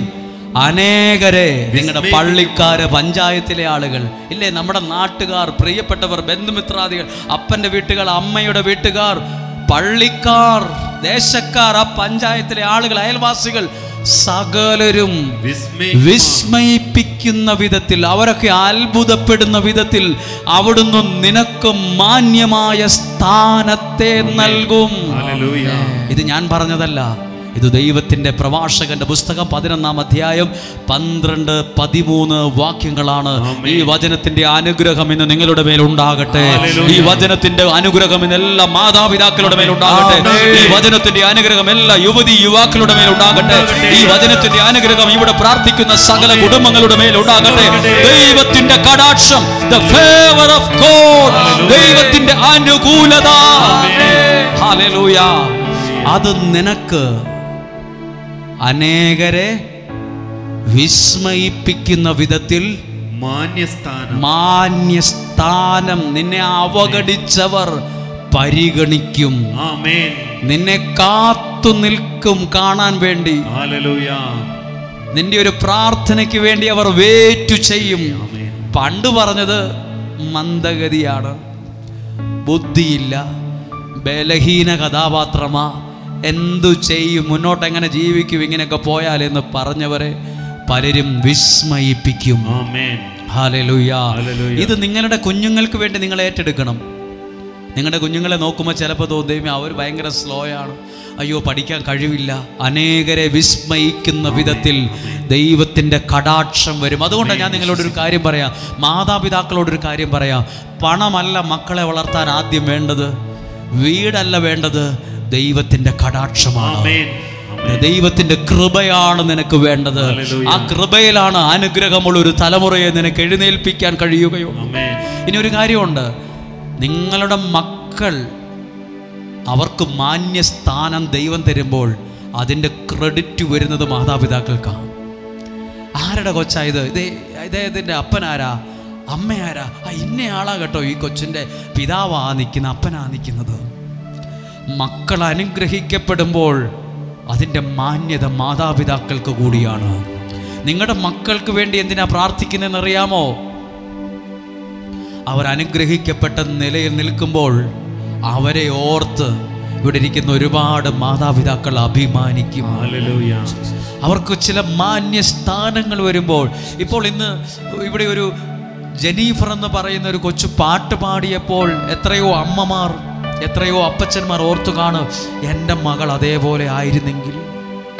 അല്ലെങ്കിൽ ചിലപ്പോൾ ഒരാളെ നല്ല രീതിയിൽ കാണുമ്പോൾ എനിക്ക് അതേപോലത്തെ ഒരു മകനായിരുന്നെങ്കിൽ, അതേപോലത്തെ ഒരു കഴിവ് എൻ്റെ കൊച്ചിന് കിട്ടിയായിരുന്നെങ്കിൽ. ഇതൊക്കെ എത്ര പേരുടെ മനസ്സിൽ കൂടി ഇങ്ങനെ കടന്നു പോയിട്ടുണ്ടെന്നറിയാം. ആരും ഒരു അക്ഷരം പറഞ്ഞിട്ടൊന്നുമില്ല. നിങ്ങൾ പ്രാർത്ഥിക്കുക, നിങ്ങളുടെ മക്കൾ നിമിത്തം നിങ്ങൾ മാനിക്കപ്പെടണം. ബൈബിൾ പറയുന്നു, മാന്യമായ ഒരു സ്ഥാനം, ഒരു ഉയർന്ന സ്ഥാനം, അത് പള്ളിയിലായാലും പഞ്ചായത്തിലായാലും നാട്ടിലായാലും കുടുംബത്തിലായാലും ജോലി ചെയ്യുന്ന സ്ഥലത്തായാലും നിനക്ക് മാന്യമായൊരു സ്ഥാനം ദൈവം തരും. ഹല്ലേലൂയ.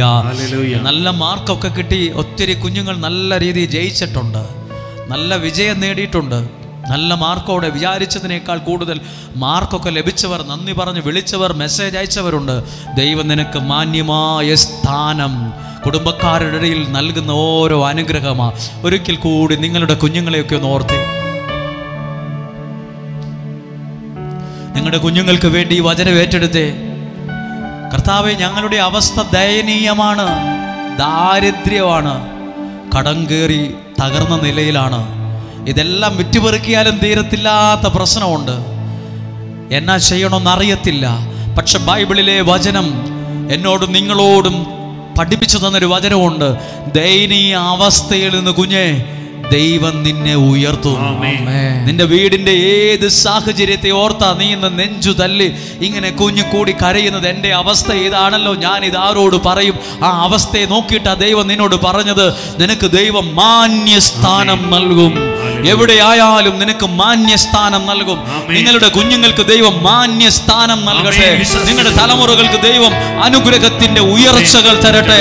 ഉയർന്ന സ്ഥാനങ്ങളിൽ, ഉയർന്ന പദവികളിൽ, നല്ല നല്ല രാജ്യങ്ങളിൽ, നല്ല നല്ല സ്ഥലങ്ങളിൽ മാന്യതയോടെ നിൽക്കുവാൻ, അനുഗ്രഹിക്കപ്പെട്ട് ഉയർന്നു നിൽക്കുവാൻ, സാമർഥ്യമുള്ള ഒരു ഹൃദയത്തോടെ നിൽക്കുവാൻ, സാമർഥ്യമുള്ളവന്റെ മനസ്സോടെ നിൽക്കുവാൻ ഇടവരട്ടെ. ആ കരങ്ങളെ ഉയർത്തിപ്പിടിച്ച് ഒരു നിമിഷം ഇരുന്നു കൊണ്ട് തന്നെ പ്രാർത്ഥിക്കാൻ പോവുകയാണ്. കർത്താവേ, മാന്യസ്ഥാനം നൽകണേ. പ്രാർത്ഥിച്ച്, കർത്താവേ, ഞങ്ങളുടെ ദാരിദ്ര്യം അകറ്റി മാന്യസ്ഥാനം നൽകണമേ. ഞങ്ങളുടെ കുഞ്ഞുങ്ങളുടെ ജീവിതത്തെ അനുഗ്രഹിച്ച് ഞങ്ങൾക്കൊരു മാന്യസ്ഥാനം നൽകണമേ.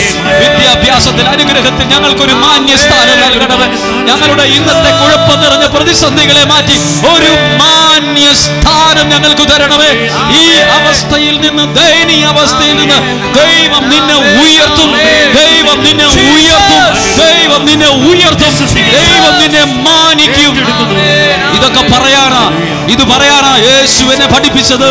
ഇത് പറയാനാ യേശു എന്നെ പഠിപ്പിച്ചത്. ഇത് പറയാനാ യേശു എന്നെ നിയോഗിച്ചത്. ശാപം പറയാനല്ല, ബന്ധനം പറയാനല്ല ദൈവം എന്നെ പഠിപ്പിച്ചത്. അനുഗ്രഹം പറയാനാ ദൈവം എന്നെ പഠിപ്പിച്ചത്. അനുഗ്രഹം പറയാനും അനുഗ്രഹം പഠിപ്പിക്കാനാ ദൈവം എന്നെ നിയോഗിച്ചത്. നിന്റെ ഇടതുവശത്ത് 1000-ങ്ങളും വലതുവശത്ത് 10,000-ങ്ങളും വീണേക്കാം, എങ്കിലും നിനക്കൊരു അനർത്ഥവും വരിയേലെന്ന് പഠിപ്പിച്ചതാ ദൈവം. കരങ്ങളെ ഹൃദയത്തോട് ചേർത്ത് വെച്ച്, ക്രൂശിൽ കണ്ടു ഞാൻ നിന്റെ സ്നേഹത്തെ, ആഴമാർന്ന നിന്റെ മഹാത്യാഗത്തെ. കണ്ണുകളെ അടച്ച് ഇതൊന്ന് പാടുവാണ്. ഇത് പാടുമ്പോൾ എന്നെ സ്നേഹിക്കുന്ന ആ ദൈവത്തിന്റെ വലിയൊരു ഫേവർ, വലിയൊരു കടാക്ഷം, ഈ പ്രഭാഷകന്റെ പുസ്തകത്തിൽ പറഞ്ഞ ആ കടാക്ഷം എൻ്റെ മേൽ ഇന്ന് വരുന്ന ദിവസമാണ്.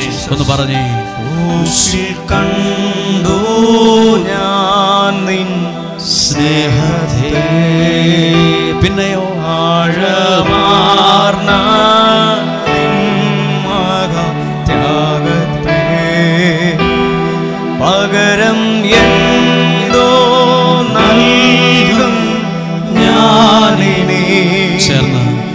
ഹൃദയം പൂർണ്ണമായി നൽകുന്നു നാഥനേ.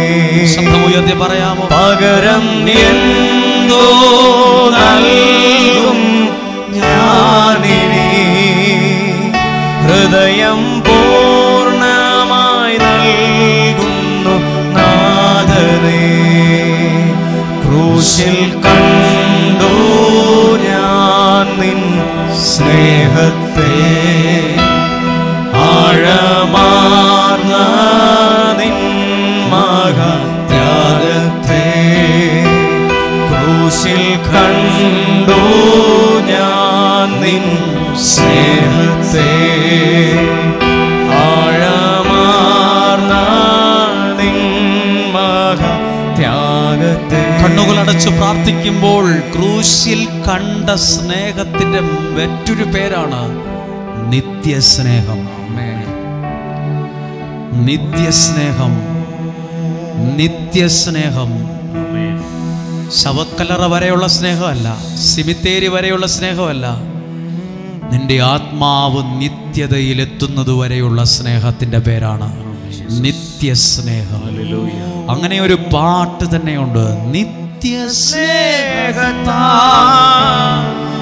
എന്നെ സ്നേഹിച്ചു, നിത്യസ്നേഹത്താ എന്നെ സ്നേഹിച്ചു. ഏതുപോലെ അമ്മയേടും നിന്നെ ദയനീയ അവസ്ഥയിൽ ഉയർത്തുന്ന സ്നേഹമാണിത്. ലോകം നൽകിയിടും നിനക്ക് മാന്യമായ ഒരു സ്ഥാനം നൽകുന്ന സ്നേഹമാണത്. സ്നേഹത്തെ ലോകം നൽകിയിടും സ്നേഹത്തെ. അങ്ങേ വീട്ടെങ്ങും അങ്ങേ വീട്ടെങ്ങും പോകയില്ല ഞാൻ. അങ്ങേ വീട്ടെങ്ങും പോകയില്ല ഞാൻ. അങ്ങിൽ ചേർന്നെന്നും ജീവിക്കും ഞാൻ. സത്യസാക്ഷിയായി ജീവിക്കും ഞാൻ. നിത്യസ്നേഹത്താ എന്നെ സ്നേഹിച്ചു, നിത്യസ്നേഹത്താ എന്നെ സ്നേഹിച്ചു. അമ്മയേകിടും സ്നേഹത്തെ. രണ്ടു കരങ്ങളും ഈ ഇരിക്കുന്ന സ്ഥലത്ത് നിന്ന് ഉയർത്തിപ്പിടിച്ച് ഇന്ന് കേട്ട വചനം ഓർത്തെ. നിന്നെ ദയനീയ അവസ്ഥയിൽ നിന്ന്, ഈ വഴക്കുള്ള, ഈ അകൽച്ചയുള്ള, ഈ തകർന്നിരിക്കുന്ന, ഈ പരാജയപ്പെട്ട അവസ്ഥയിൽ നിന്ന് നിന്നെ ഉയർത്തുന്ന സ്നേഹത്തിന്റെ പേരാണ് നിത്യസ്നേഹം. ഇനി മന്ദഗതിക്കാരും ബലഹീനരും ദാരിദ്ര്യം പിടിച്ചവരുമാണെങ്കിലും ആ ദയനീയ അവസ്ഥയെ നിന്നെ ഉയർത്തുന്ന സ്നേഹമാണ് നിത്യസ്നേഹം. ആ സ്നേഹത്തെയാണ് ഞാൻ ക്രൂശിൽ കണ്ടത്. നിനക്ക് മാന്യമായ സ്ഥാനം, നിനക്ക് നിന്റെ ദയനീയ അവസ്ഥയെ ഉയർത്തി മാന്യസ്ഥാനം നൽകുന്ന സ്നേഹത്തിന്റെ പേരാണ് നിത്യസ്നേഹം. ഒന്ന് ശബ്ദമുയർത്തി സ്തുതിച്ച് പ്രാർത്ഥിക്കുന്നു. യേശുവേ സ്തുതിക്കുന്നു, സ്തുതിക്കുന്നു, സ്തുതിക്കുന്നു. നിത്യസ്നേഹത്താ എന്നെ സ്നേഹിച്ചു, നിത്യസ്നേഹത്താ എന്നെ സ്നേഹിച്ചു. അമ്മയേകിടും സ്നേഹത്തെ ലോകം നൽകിയിടും സ്നേഹത്തെ. കരങ്ങൾ താഴ്ത്തി. പ്രിയപ്പെട്ടവരെ, ഇവിടെ ഇരിക്കുന്ന ഒത്തിരി പേര് അല്ലെങ്കിൽ ചിലരെങ്കിലും എനിക്ക് ആ രാജ്യത്ത് പോകാൻ പറ്റുമോ? നിനക്ക് ആ സ്ഥാനം ആഗ്രഹിച്ചത് നിന്റെ കയ്യിൽ തന്ന് നിനക്ക് മാന്യമായൊരു സ്ഥാനം ദൈവം നൽകും. ഓ, ഞങ്ങളുടെ വീടൊക്കെ ജപ്തി ചെയ്ത് ഇറങ്ങിപ്പോയി നാണം കെട്ട് തല കുനിച്ച് വാടകയ്ക്ക് കിടക്കേണ്ടി വരുമോ? ഇല്ല. ആ സ്നേഹത്തെക്കുറിച്ചാണ് ഇപ്പൊ പാടിയത്. അത് നിത്യസ്നേഹമാണ്. അത് ഇച്ചിരി കടബാധ്യത വരുമ്പോൾ പിണങ്ങിപ്പോകുന്ന സ്നേഹമല്ല, അത് വഴിയിൽ ഉപേക്ഷിച്ച് പോകുന്ന സ്നേഹമല്ല. ഹല്ലേലൂയ. ചില ആളുകൾ ഒത്തിരി സങ്കടത്തോടെ ഒരു കാര്യം നിങ്ങളോട് പറയാം. വിശ്വാസത്തിന്റെ കണ്ണുകൾ കൊണ്ട് കാണുന്നത് യഥാർത്ഥ കണ്ണുകൾ കൊണ്ട് നാളുകളിൽ കാണാൻ പറ്റും. പിടികിട്ടുന്നോ പറഞ്ഞത്? വിശ്വാസത്തിൻ്റെ കണ്ണുകൾ കൊണ്ട് 2025 കണ്ടത് യഥാർത്ഥ കണ്ണുകൾ കൊണ്ട് 2026 ജനുവരി ചിലപ്പോൾ കാണും. 2026 ഫെബ്രുവരി 16 അത് കാണും. അപ്പം നമ്മൾ ഓർക്കും 2025 ഞങ്ങൾ ഇന്ന സ്ഥലത്ത് പോയി എഴുതിയിട്ട അന്ന് വിശ്വാസത്തിൽ കണ്ടത് യഥാർത്ഥ കണ്ണുകൾ കൊണ്ടത് കാണും. അതൊക്കെ ഒരു ഭാഗ്യം, അതൊക്കെയാ സാക്ഷ്യമായി വരുന്നത് എന്ന് പറഞ്ഞ് ഹല്ലേലൂയ. ശബ്ദമുയർത്തി പറഞ്ഞ് ഹല്ലേലൂയ. ഒരു കാര്യം കൂടി ഇന്ന് വചനത്തോട് ചേർത്ത് വെച്ച് പ്രാർത്ഥിക്കുക. ഇത് പറയുന്നത് വളരെ ശ്രദ്ധിക്കുമോ? ക്ഷീണമുള്ളവരുണ്ട്, മടുത്ത് ക്ഷീണം, ഇന്നലേക്ക് ഉറങ്ങാൻ പറ്റി കാണത്തില്ല. 500-ലധികം ആൾക്കാരാണ് ഇവിടെ താമസിച്ചത്. ഇവിടെ 150 പേർക്ക് കിടക്കാൻ സ്ഥലം തികയത്തില്ലാത്ത സ്ഥലത്ത് 500-ലധികം പേര് ഇവിടെ താമസിച്ചു. എൻ്റെ കാഴ്ചപ്പാടിൽ ഇന്നലെ അധികം ആരും ഉറങ്ങിയിട്ടില്ല. 2 മണിക്കും ആളുകൾ കുളിക്കുന്നുണ്ട്, 3 മണിക്കും കുളിക്കുന്നുണ്ട്, 4 മണിക്കും, 4:30 ഇവിടെ ശുശ്രൂഷ ആരംഭിച്ചു. ഇന്ന് രാവിലെ 4:30 ശുശ്രൂഷ ആരംഭിക്കുന്ന ഒരു ധ്യാന കേന്ദ്രം എൻ്റെ അറിവിലില്ല. വെളുപ്പിന് 4:30 ആളുകളെ കാണാനും പ്രാർത്ഥിക്കാനും തുടങ്ങി. ശുശ്രൂഷകൾ ആരംഭിച്ചു. 4:30 ഷട്ടറിൻ്റെ പുറകിൽ വരെ വെളുപ്പിന് 4:30 ആയ 5 മണി 5:30 ആയപ്പോൾ ആളായി. ഇതിനകത്ത് ആളുകൾ കയറാതിരിക്കാൻ ശുശ്രൂഷകരെ നിർത്തിയിരിക്കുവാണ്. ഇത്രയും സ്ഥലമുള്ളൂ. അത്രയും ആളുകളിവിടെ വരാൻ കാരണം ഇവിടെ നിന്ന് ഈ സ്ഥലത്ത് ആരാധിച്ചപ്പോൾ ദൈവം കൊടുത്ത അനുഗ്രഹമാണ്. ഇവിടെ ആളുകളെ കൊണ്ടുവരാൻ ഒരാളെയും ഏൽപ്പിച്ചിട്ടില്ല. ഇവിടെ ബഡ്ജറ്റ് ഒരു ശുശ്രൂഷകരോടും ആരും പറഞ്ഞിട്ടില്ല 5 പേരെ കൂട്ടിക്കൊണ്ട് വരണം കേട്ടോ, 2 പേരോട് പറയണം, ഒരിക്കലും പറഞ്ഞിട്ടില്ല. വചനം കേൾക്കുമ്പോൾ ആരോടും പറഞ്ഞിട്ടില്ല സബ്സ്ക്രൈബ് ചെയ്യണം, പറഞ്ഞിട്ടില്ല. ഒരാളോടും പറഞ്ഞിട്ടില്ല നിങ്ങളുടെ ദേശത്തുനിന്ന് ഒരു ബസ്സിന് ആളെ കൊണ്ടുവരണം കേട്ടോ, അവിടുന്ന് ഒരു 10-50 പേരെ കൊണ്ടുവരണം. ഒരു പരസ്യവാക്കുകളോ പരസ്യ ബോർഡുകളോ സ്ഥാപിച്ചിട്ടില്ല. ഒരാളോടും പറഞ്ഞിട്ടില്ല. നിങ്ങളുടെ ഉള്ളിൽ ദൈവം തോന്നിക്കുന്നുണ്ടേ വരിക, ഇല്ലെങ്കിൽ അങ്ങനെയുള്ള സമയത്ത് വന്നാൽ മതി. അങ്ങനെയുള്ളവരെ ദൈവം അനുഗ്രഹിക്കുന്നത്. ഒരു ടൂറായിട്ട് വന്ന് ചാടിത്തുള്ളി പോയാൽ അത് അനുഗ്രഹമാകണമെന്നില്ല. പക്ഷെ ദൈവം നിങ്ങളെ അനുഗ്രഹിക്കുമെന്ന് ആത്മാവിൽ മനസ്സിലാകുന്നുണ്ട്. ദൈവത്തിൻ്റെ ഒരു കടാക്ഷം നിങ്ങളുടെ മേൽ ഉണ്ടാകുന്നുണ്ട്. ഇനി പറയുന്ന കാര്യം വളരെ ശ്രദ്ധിക്കണം. അത് നിങ്ങളോട് പറയാൻ ആഗ്രഹിക്കുക. ദൈവവചനം കേട്ട് എവിടെയെങ്കിലും തോൽക്കാനിടയായാൽ, അല്ല തോറ്റു കൊടുക്കേണ്ടി വന്നാലും പേടിക്കേണ്ട കേട്ടോ. നിന്നെ തേടി ഒരു അനുഗ്രഹം വരുന്നൊരു സമയമുണ്ട്. അങ്ങനെയല്ല പറയണ്ടേ, നിന്നെ തേടി ഒരു അനുഗ്രഹം ദൈവം കൊണ്ടുവരും. ദൈവം കൊണ്ടുവരും. അവിടെ നിനക്കുള്ളൊരു അനുഗ്രഹം എങ്ങനെയാണെന്നറിയോ? നമ്മളെ ചിലപ്പോൾ നീ എന്തോ ഒരു പൊട്ടനാടാന്ന് ചിലപ്പോൾ ചോദിക്കും. നിനക്ക് ബുദ്ധിയില്ലേ, നീ ചോറുണ്ണുന്നവനല്ലേ? ദൈവവചനം അനുസരിച്ചതിൻ്റെ പേരിൽ 2ാം സ്ഥാനത്തേക്ക് മാറേണ്ടി വന്നിട്ടുണ്ടോ? പേടിക്കുകയേ വേണ്ട. ദൈവവചനം അനുസരിച്ചതിൻ്റെ പേരിൽ 5ാം സ്ഥാനമായി പോയോ? Don't worry. ദൈവവചനം അനുസരിച്ചതിൻ്റെ പേരിൽ എൻ്റെ സ്ഥാനം 100ാമതായി, പേടിക്കണ്ട. ദൈവത്തിൻ്റെ ചില അനുഗ്രഹങ്ങൾ നിന്നെ തേടി വരും. അല്ല, നിന്നെയാ തേടി വരുന്നത്. എനിക്കൊരു കാര്യം ഇത് പറയാനുണ്ട്, ശരിക്കും പറയാനുണ്ട്. ചില ആളുകൾ ദൈവവചനം കേട്ടിട്ട് അനുസരിച്ച് അങ്ങ് തോറ്റു കൊടുക്കും.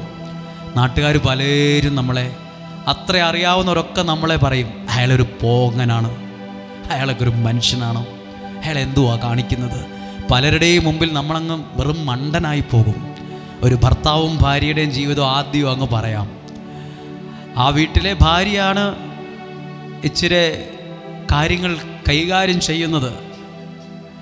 ആ ഭർത്താവ് എന്തോ ആ പുള്ളിക്കാരത്തി പറയുന്നതിൻ്റെ താഴെയാണ് നിൽക്കുന്നത്. അടുത്തറിഞ്ഞ പലരും പറഞ്ഞു, നീയൊക്കെ ഒരു ഭർത്താവാണോടാ? ഇങ്ങനെയാണോ? പുള്ളിക്കാരത്തി അങ്ങനെ അങ്ങ് വിട്ടുകൊടുക്കണ്ട. പുള്ളിക്കാരത്തി ഇച്ചിരി ആളാകുന്നുണ്ട്. അങ്ങനെ പ്രാർത്ഥിച്ച മനുഷ്യൻ പറഞ്ഞു, കുടുംബത്തിന് വേണ്ടി ദൈവവചനം കേട്ട് തോറ്റ് 2ാം സ്ഥാനമായി, 10ാം സ്ഥാനമായി, മക്കളുടെ മുമ്പിൽ സ്ഥാനം പോയി, ചില അറിയാവുന്നവരുടെ മുമ്പിൽ നാണം കെട്ടുപോയി പേടിക്കണ്ട. നിന്നെ തേടി ഒരു അനുഗ്രഹം വരും. ആമേൻ. നിന്റെ വില ആമേൻ. നിന്റെ ഭാര്യ മനസ്സിലാക്കും ഹല്ലേലൂയ. എന്നൊരു മെസ്സേജ്. അപ്പം അയാളിങ്ങനെ ഇങ്ങനെ കൈ കാണി ഇങ്ങനെ ചിന്തിച്ച്, എങ്ങനെ ഇതൊന്നും നടക്കാൻ പോകുന്നില്ല, ഞാൻ മരിച്ച് പെട്ടിയിലാക്കി കുഴിയിലാക്കി കഴിഞ്ഞായിരിക്കും. അയാൾ ഒത്തിരി ഉള്ളിൽ വിഷമിക്കുന്നുണ്ട്. പക്ഷെ ഒരു ചെറിയ ഒരു സാഹചര്യം ഉണ്ടായി. ആ ഇദ്ദേഹത്തിൻ്റെ ഭാര്യയ്ക്ക് കട്ടിലേ നിന്ന് എഴുന്നേക്കാൻ പറ്റാത്ത വിധത്തിൽ നടുവൊന്ന് മിന്നുവോ വിലങ്ങുവോ എന്താണ്ട് ചെയ്ത് എഴുന്നേക്കത്തില്ല. ഒരാഴ്ചയോളം എഴുന്നേക്കണമെങ്കിൽ ഹസ്ബൻഡിൻ്റെ സഹായം വേണ്ടി വന്നു. കുറച്ച് ദിവസം, അതായത് ഒരു സ്റ്റെപ്പ് വെക്കാൻ പോലും പറ്റത്തില്ല, അത്രയും നടുവിനെന്തോ പറ്റി. ഇപ്പോൾ ആൾ ഓക്കെയാണ്. ആ ഒരാഴ്ച കൊണ്ട് ആ വ്യക്തി തിരിച്ചറിഞ്ഞു ആ വ്യക്തിയുടെ ഭർത്താവിൻ്റെ വില. അതാണ് ദൈവവചനം അനുസരിച്ച് ഭർത്താവിൻ്റെ മുമ്പിലോ ഭാര്യയുടെ മുമ്പിലോ നാട്ടുകാരുടെ മുമ്പിലോ ശുശ്രൂഷകരുടെ മുമ്പിലോ നിനക്ക് നിൻ്റെ സ്ഥാനം 10ാമത്തെ ആയിപ്പോയി. ഒരിക്കലും പേടിക്കണ്ട. ഭയങ്കര വിഷമമായിരിക്കും. 10ാമതായി പോയല്ലോ, 100ാമതായി പോയല്ലോ, സാരമില്ല. ആ കുറച്ച് നാളത്തെ ദുഃഖമുള്ളൂ. കുറച്ച് കഴിയുമ്പം നിന്നെ മാത്രം ലക്ഷ്യം വെച്ച് ദൈവം അയക്കുന്ന ഒരു പാഴ്സൽ, നമ്മൾ പറയില്ല, ഒരു പാഴ്സൽ വന്നിട്ടുണ്ടെന്ന്. ഒപ്പിട്ട് മേടിക്കേണ്ട പാഴ്സലുകാർ വരും. നിങ്ങളുടെ ഒരു ലെറ്ററുടെ പാഴ്സൽ വന്നിട്ടുണ്ട്, ഒരു സംഭവം വന്നിട്ടുണ്ട്, ഒപ്പിട്ട് മേടിക്കണം. നിന്നെ ലക്ഷ്യമാക്കി ഒരനുഗ്രഹം നിന്റെ അടുത്ത് വരും. അങ്ങനെയാണ് നിന്നെ അനേകരുടെ മുമ്പിൽ വിസ്മയിപ്പിക്കുന്ന സ്ഥാനമൊക്കെ ദൈവത്തിന്. ദൈവവചനം കേട്ട് ചില സ്ഥലത്ത് നമ്മൾ തോറ്റേക്കണം. ഭയങ്കര വിഷമമാണ്. അയ്യോ, 1ാം സ്ഥാനത്തിരുന്ന ആളാ ഇപ്പം 10ാം സ്ഥാനത്താണ് നിൽക്കുന്നത്. ഒരു ശുശ്രൂഷകൻ പറഞ്ഞ് അച്ചോ, അവിടെ ആ ശുശ്രൂഷ ചെയ്യുന്ന സ്ഥലത്ത് ഭയങ്കരം പൊളിറ്റിക്സാണ്. അവിടെ ശുശ്രൂഷകർ തമ്മിൽ ഭയങ്കര വഴക്കാണ്. എന്നെ ചാടിക്കാൻ വേണ്ടി ഭയങ്കര പണിയെടുത്തുകൊണ്ടിരിക്കുക. ഞാനും ഒരു കളി കളിക്കാൻ തീരുമാനിച്ചു എന്ന് പറഞ്ഞു. പൊളിറ്റിക്സ് കളിക്കല് കുടുംബത്തിലും ശുശ്രൂഷയിലും ഒരനുഗ്രഹവും നിന്നെ തേടി വരത്തില്ല. ഞാനത് എഴുതി വച്ചിട്ടുണ്ട്. മത്സരിച്ച് മുന്നിൽ കയറാൻ നോക്കണ്ട. മനസ്സിൽ എഴുതിയിടണം. മത്സരിച്ച് വഴക്കുണ്ടാക്കി മുന്നിൽ കയറത്തില്ല. വേണ്ട, എനിക്കത്. എല്ലാവരോടും പറഞ്ഞ് കൈ അടുപ്പിച്ച് എന്നെ വലിയ ആളാക്കണ്ട. ആ പ്രശസ്തി എനിക്ക് വേണ്ട. മത്സരിച്ച് എനിക്ക് ആ സ്ഥാനം വേണ്ട. വഴക്കുണ്ടാക്കി മത്സരിച്ച് എനിക്ക് 1ാം സ്ഥാനത്ത് എത്തണ്ട. ഇപ്പോൾ 95ാമത്തെ സ്ഥാനം, സാരമില്ല, അത് മതി. നാളെ 1ാം സ്ഥാനത്ത് എത്താനുള്ളൊരു വഴി ദൈവം കൊണ്ടുവന്നോളൂ അവിടെ. അപ്പോൾ ഈ ശുശ്രൂഷകൻ പറഞ്ഞു, ഞാനങ്ങനെ വിട്ടുകൊടുക്കുകയൊന്നുമില്ല, എനിക്കറിയാം പണി എന്നാ ചെയ്യേണ്ടതെന്ന്. അപ്പോൾ അയാളോട് പ്രാർത്ഥിച്ചിട്ട് പറഞ്ഞേ, മത്സരിക്കാൻ പോകണ്ട, നിന്നെ തേടി നിനക്കുള്ളൊരനുഗ്രഹം വരും. ഇപ്പം നീ വിഷമിക്കണ്ട. അവരെല്ലാം കളിച്ച് കുറേ കളികളൊക്കെ നടത്തി ഇയാളെ പുറത്താക്കാനൊക്കെ നോക്കി, ഇയാളെ പല വിധത്തിൽ തകർക്കാൻ നോക്കി.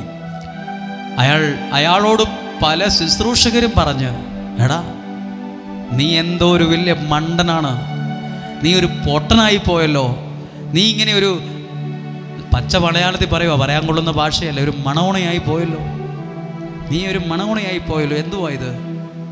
എല്ലാവരുടെയും മുമ്പിൽ പൊട്ടനായി, കഴകത്തില്ലാത്തവനായി, ചുമ്മാ പച്ച മലയാളത്തിൽ പ്രസംഗിക്കാൻ മൈക്കിലൂടെ പറയേണ്ട ഭാഷയൊന്നും അല്ലെന്ന് എനിക്കറിയാം, ഒരു മണോണയായി പോയി. പക്ഷേ ഇപ്പോൾ കുറച്ച് കാലം കഴിഞ്ഞപ്പോൾ മത്സരിച്ചവനെയും കാണുന്നില്ല. ഇതിനകത്ത് വലിയ പൊളിറ്റിക്സ് കളിച്ചവനും രാഷ്ട്രീയം കളിച്ചവനും ഇതിനകത്ത് നിന്ന് പല തരികിട പരിപാടികൾ ഒപ്പിച്ചവരെല്ലാം എവിടെ നോക്കിയിട്ട് അവരെയൊന്നും കാണാൻ പോലും ഇല്ല.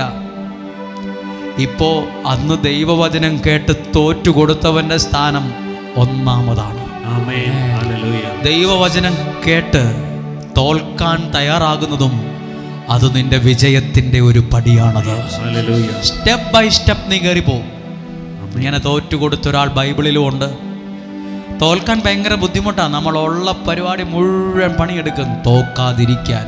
പക്ഷെ എളുപ്പമാണ്. അങ്ങ് തോറ്റുകൊടുത്തേ, അങ്ങ് വിട്ടുകൊടുത്തേരെ, അങ്ങ് എടുക്കട്ടെ, അവരെടുക്കട്ടെ, അവർ മത്സരിക്കട്ടെ. കാലം തെളിയിക്കും നിന്റെ സത്യത്തെ. ആമേൻ.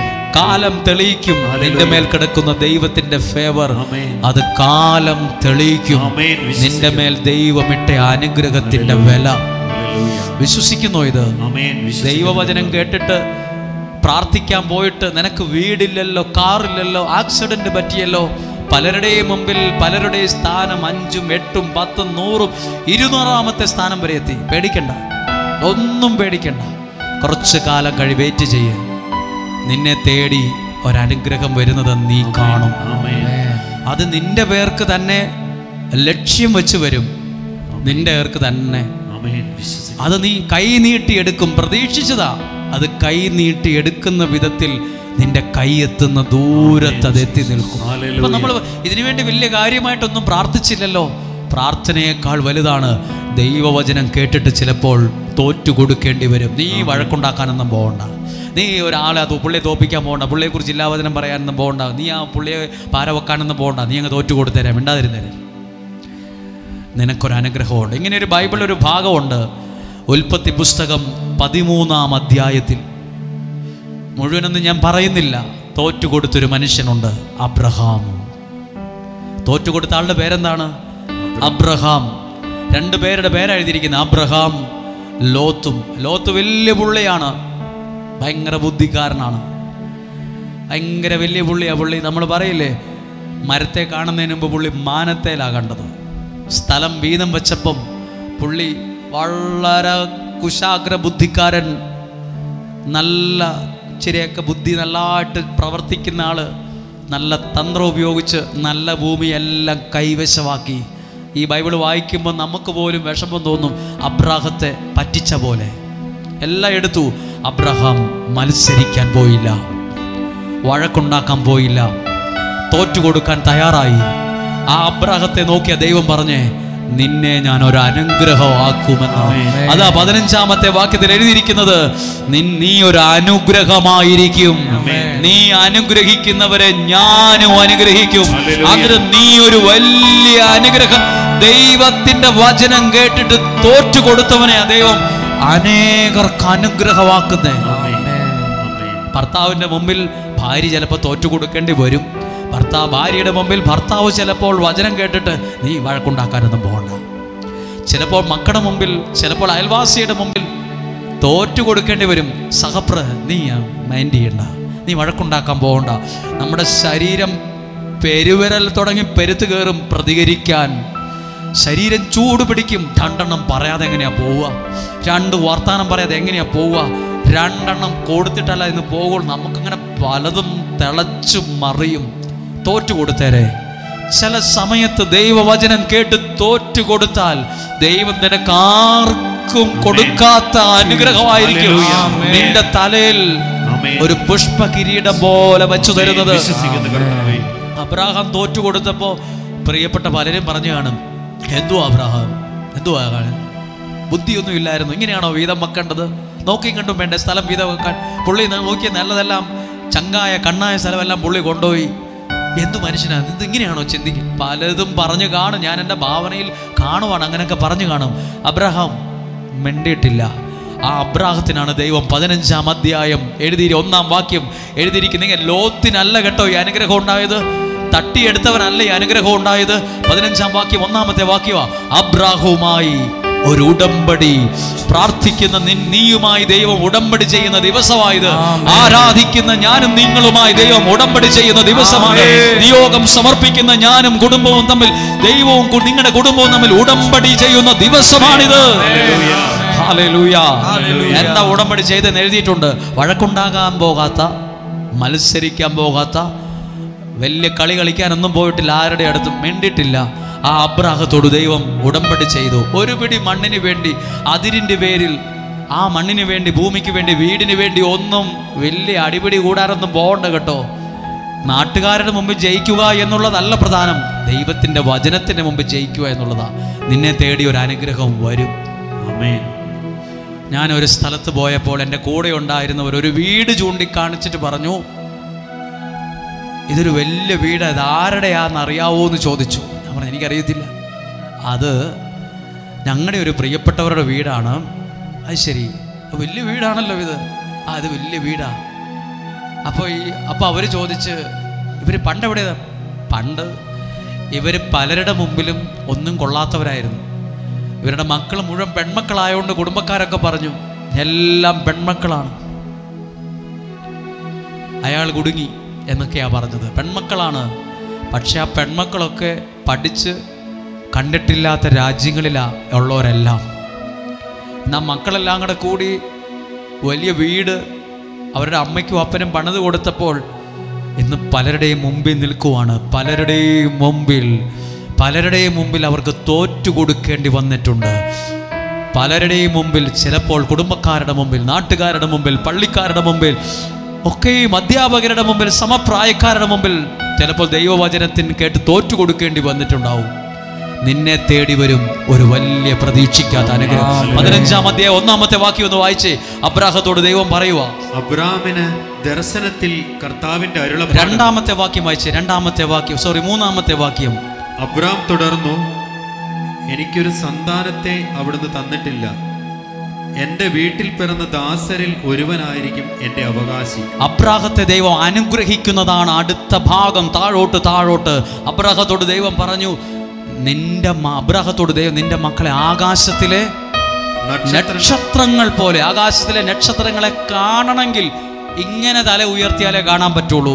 അത്രയും ഉയരത്തിൽ. നക്ഷത്രങ്ങൾക്കൊരു പ്രത്യേകതയുണ്ട്, ഏത് കൂരിരുട്ടിലും അത് വെളിച്ചമായി നിൽക്കും. അബ്രാഹത്തോട് ദൈവം പറഞ്ഞു, നിന്റെ മക്കൾ തിളങ്ങുന്ന നക്ഷത്രങ്ങളെ പോലെ തല ഉയർത്തി പലരും നോക്കാൻ ഇടയാകത്തക്ക വിധം ഉയർന്ന നിലകളിൽ നിന്റെ മക്കളെ എത്തിക്കും. ഏതബ്രാഹം? ദൈവവചനത്തിന് മുമ്പിൽ തോൽക്കാൻ തയ്യാറായ അബ്രാഹത്തെയാണ് ഒരു വലിയ അനുഗ്രഹം പിന്തുടർന്നത്. ദൈവവചനം കേൾക്കാൻ തുടങ്ങിയതിൻ്റെ പേരിൽ, പ്രാർത്ഥിക്കാൻ തുടങ്ങിയതിന് പലരുടെ മുമ്പിൽ തോൽക്കേണ്ടി വരും. എന്നെ പലരും കളിയാക്കിയിട്ടുണ്ട്. ദൈവവചനത്തിൻ്റെ പേരിൽ നീ ധ്യാനിപ്പിക്കുക മാത്രമേ ഉള്ളൂ, വേറെ ഒന്നും ചെയ്യത്തില്ലേ, നിനക്കിത് മാത്രമേ പറ്റുള്ളൂ, നീ എന്താണ് ഇങ്ങനെ? ദൈവവചനത്തിൻ്റെ മുമ്പിൽ പലരുടെയും മുമ്പിൽ തല കുനിഞ്ഞിട്ടുണ്ടാകാം, തോറ്റിട്ടുണ്ടാകാം. നിന്റെ സ്ഥാനം 2-ാമതും 10-ാമതും 50-ാമതും 100-ാമത്തെ ഒക്കെ ആയി മാറിയിട്ടുണ്ടാകും. തോറ്റുകൊടുത്ത നിന്നെ തേടിയാണ്, ആർക്കും ലഭിച്ചിട്ടില്ലാത്ത, ആർക്കും ഇന്നുവരെ കൊടുത്തിട്ടില്ലാത്ത സ്പെഷ്യൽ ബ്ലെസ്സിങ്സ്, ചില സ്പെഷ്യലായ അനുഗ്രഹങ്ങൾ നിന്റെ തലയിൽ ഒരു പുഷ്പ കിരീടം പോലെ വെക്കുന്നത്. ഒന്ന് വേഗത്തിൽ നമുക്കൊന്ന് എഴുന്നേറ്റ് നിൽക്കാം. ഇന്നത്തെ അനുഗ്രഹത്തിന്റെ വലിയൊരു അളവ് വർദ്ധിക്കാൻ ഇടവരട്ടെ. എല്ലാ കണ്ണുകളും ഒന്ന് അടച്ച് ദൈവവചനം പ്രാർത്ഥിക്കുന്നതിന്റെ പേരിൽ തോറ്റു കൊടുത്തവരുണ്ട് പലരും. ഒരു സ്ഥലത്ത് പ്രാർത്ഥിക്കാൻ പോകുമ്പോൾ പലരും കളിയാക്കും. എവിടെ പോവാ? എന്നാ കാണിക്കാൻ പോവാ? ഓ, ധ്യാനകേന്ദ്രത്തിലേക്കായിരിക്കുമല്ലേ, പള്ളിയിലേക്കായിരിക്കുമല്ലേ, കൊട്ടിപ്പാടാൻ പോവുമായിരിക്കുമല്ലേ, ബഹളം ഉണ്ടാക്കാൻ പോവുമായിരിക്കുമല്ലേ. ഇതൊക്കെ കേൾക്കുമ്പോൾ നമുക്ക് 2 പറയാൻ തോന്നും. മിണ്ടിയേക്കല്ല്. ദൈവവചനത്തിന് മുമ്പിൽ തോറ്റവരൊക്കെ നാളുകളിൽ ജയിച്ചവരാണ്. മത്സരിച്ചും തോൽപ്പിച്ചും ഒന്നും വലിയ ആളാകണ്ടെന്നേ, അല്ലാതെ തന്നെ ദൈവം നിന്നെ ഉയർത്താൻ മനസ്സു വയ്ക്കുന്നുണ്ട്. ചിലരുടെ മുമ്പിൽ നിനക്ക് മാന്യമായ സ്ഥാനം ദൈവം കൽപ്പിക്കും. ആകാശത്തിലെ നക്ഷത്രങ്ങളെ പോലെ. ആകാശത്തിലെ നക്ഷത്രങ്ങൾ തിളങ്ങുന്നതാണ്, അത് തല ഉയർത്തിയാൽ മാത്രം കാണുന്നതാണ്. അതുപോലെ ആയിരിക്കട്ടെ നിന്റെ തലമുറകളിലും സംഭവിക്കുന്നത്. എല്ലാ കരങ്ങളും ഹൃദയത്തോടൊന്ന് ചേർത്ത് വയ്ക്കാം. കർത്താവേ, വെറും കൈക്കല തുണി പോലെയുള്ള ജീവിതമാണ് ഞങ്ങളുടേത്. അതിലില്ലാത്തതായിട്ടൊന്നുമില്ല. കറയുണ്ട്, കരിയുണ്ട്, ദുർഗന്ധമുണ്ട്, കുഴപ്പമുണ്ട്, ഒന്നിനും കൊള്ളത്തില്ല. ഇത് ഗസ്റ്റിന് പോലും കൊടുക്കാൻ കൊള്ളുന്ന ഒരു തുണിയല്ല ഇത്. ഇതേതോ നല്ല വസ്ത്രം കീറിയെടുത്ത ഇന്ന് കൈക്കല തുണിയുടെ സ്ഥാനത്താ കർത്താവേ എൻ്റെ ജീവിതം ഇരിക്കുന്നത്. എന്നാൽ പോലും നിന്നെ കൊണ്ടുപോലും ദൈവത്തിന് പ്രയോജനമുണ്ട്. അനേകരെ അനുഗ്രഹിക്കാൻ ദൈവം നിന്നെയാ നിയോഗിച്ചിരിക്കുന്നത്.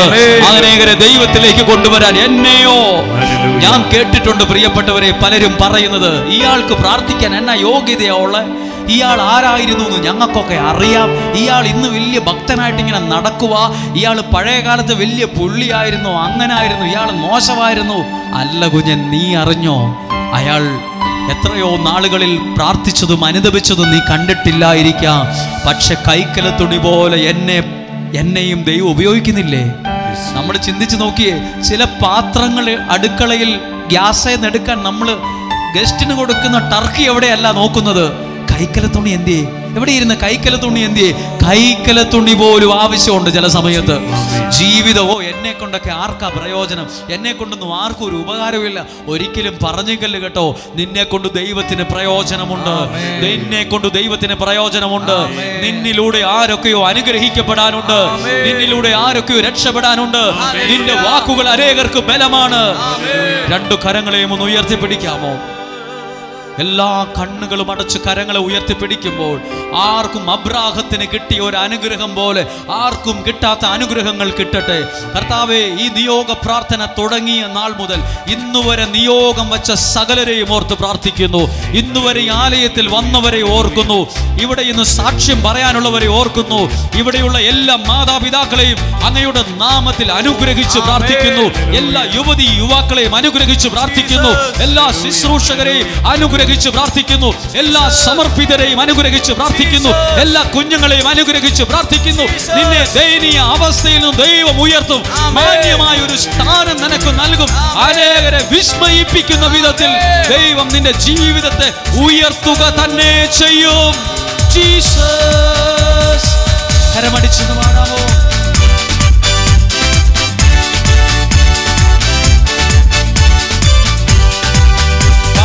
അനുഗ്രഹത്തിൻ അധിപതിയേ, അനന്തകൃപാ പെരും നദിയേ. അനുഗ്രഹത്തിൻ അധിപതിയേ, അനന്തകൃപാ പെരും നദിയേ. അനുദിനം നിൻ പാദം ഗതിയേ, അടിയനു നിൻ കൃപ മതിയേ. അനുദിനം നിൻ പാദം ഗതിയേ, അടിയനു നിൻ കൃപ മതിയേ. അനുഗ്രഹത്തിൻ അധിപതിയേ, അനന്തകൃപാ പെരും നദിയേ. അനുഗ്രഹത്തിൻ അധിപതിയേ, അനന്തകൃപാ പെരും നദിയേ. വൻവിനകൾ വന്നിടുകിൽ വലയുകയിൽ എൻ ഹൃദയം. വൻവിനകൾ വന്നിടുകിൽ വലയുകയിൽ എൻ ഹൃദയം. വല്ലഭൻ നീ എന്ന ഭയം വന്നിടുമോ പിന്നെ ഭയം. വല്ലഭൻ നീ എന്ന ഭയം വന്നിടുമോ പിന്നെ ഭയം. ഓ അനുഗ്രഹത്തിൻ അധിപതിയേ, ആനന്ദകൃപാ പെരും നദിയേ. അനുഗ്രഹത്തിൻ അധിപതിയേ, ആനന്ദകൃപാ പെരും നദിയേ. അനുഗ്രഹത്തെ അധിപതിയേ, ആനന്ദകൃപാ പെരും നദിയേ. സ്വരമുയർത്തി സ്തുതിക്കുന്നു.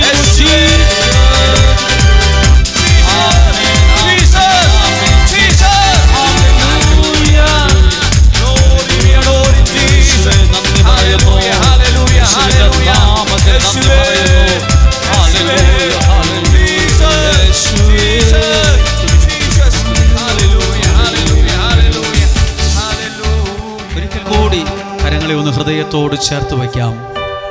പുലർക്കാലത്തിലെ മഴത്തുള്ളികൾ സൂര്യൻ്റെ വെളിച്ചത്തിൽ ഉരുകിപ്പോകുന്നത് പോലെ എൻ്റെ അവസ്ഥകളും പ്രതിസന്ധികളും ഉരുകി മാറിയിരിക്കും. വിശ്വസിക്കുന്നു. ആ കരങ്ങളെ ഹൃദയത്തോട് ചേർത്ത് വെച്ച്, കർത്താവേ, നിന്റെ സ്നേഹത്തെ ഈ കൈക്കലത്തുണി പോലെയുള്ള ഞങ്ങളുടെ ജീവിതത്തെ പോലും ഉള്ളങ്കയിൽ കൊണ്ടു നടക്കുന്നുണ്ടല്ലോ. നന്ദി.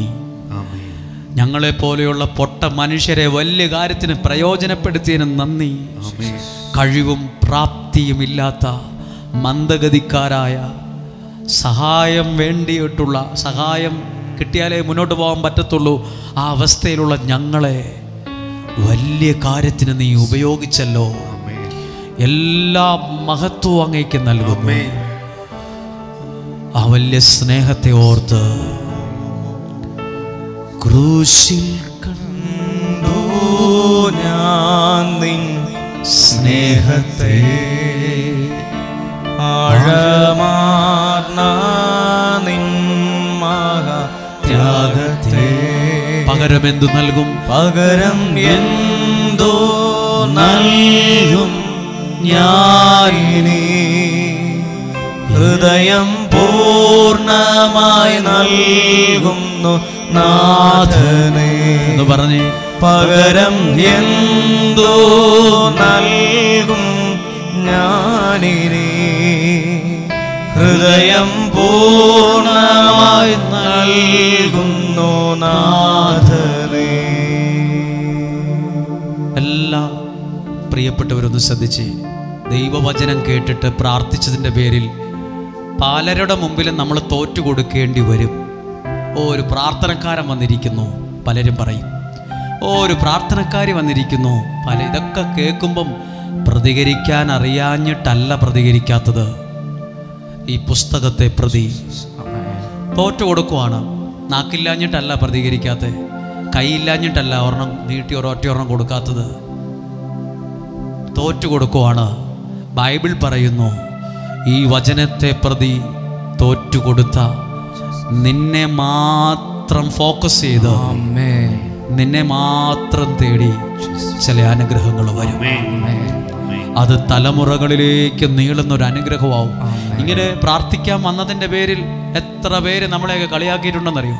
ചിലരൊക്കെ ഫോൺ വിളിച്ച് പറഞ്ഞിട്ടുണ്ട്, എവിടെയോ പാടാൻ പോയിട്ടുണ്ട്, എവിടെയോ ബഹളം വെക്കാൻ പോയിട്ടുണ്ട്, എവിടെയോ എന്തോ പരിപാടിക്ക് പോയിട്ടുണ്ട് എന്ന് എന്തൊക്കെയായിരിക്കും പറയണത്. സാരയില്ല, അതൊക്കെ ഈ വചനത്തിന് വേണ്ടി ഞാനങ്ങ് തോക്കുവാണ്. മറുപടി പറയാനില്ല, വഴക്കുണ്ടാക്കാനും ഇല്ല, തോൽക്കാൻ തയ്യാറാണ്.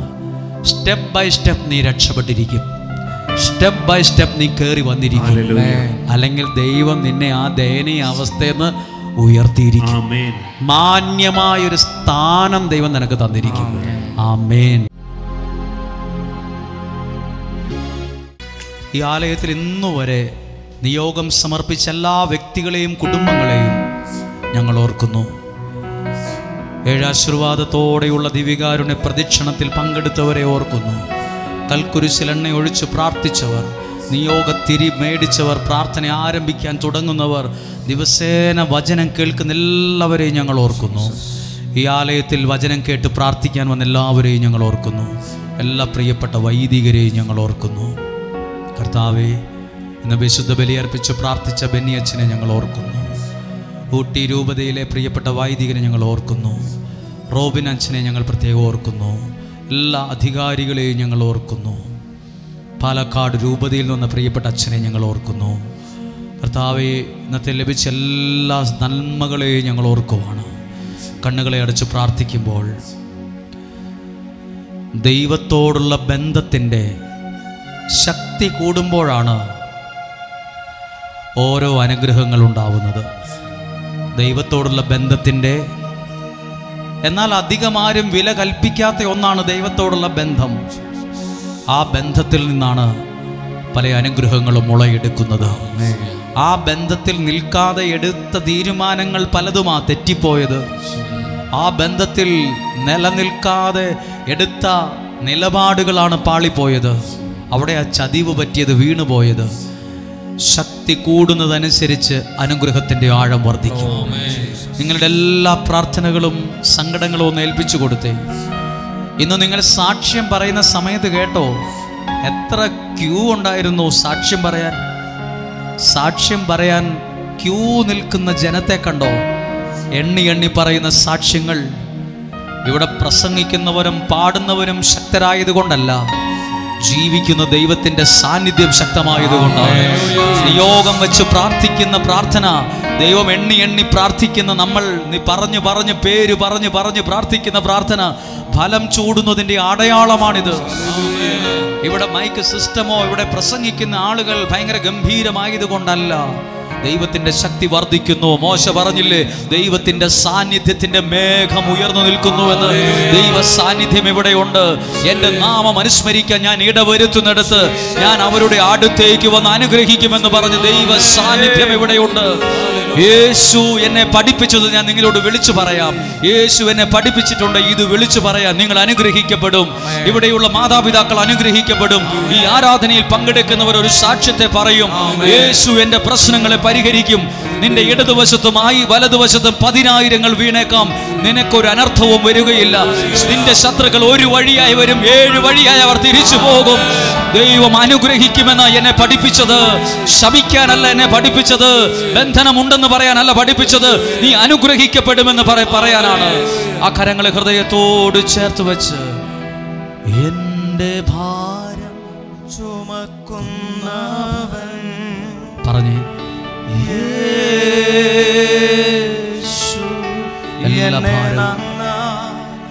അറിയുന്നവൻ ചേർന്ന് പറഞ്ഞേ,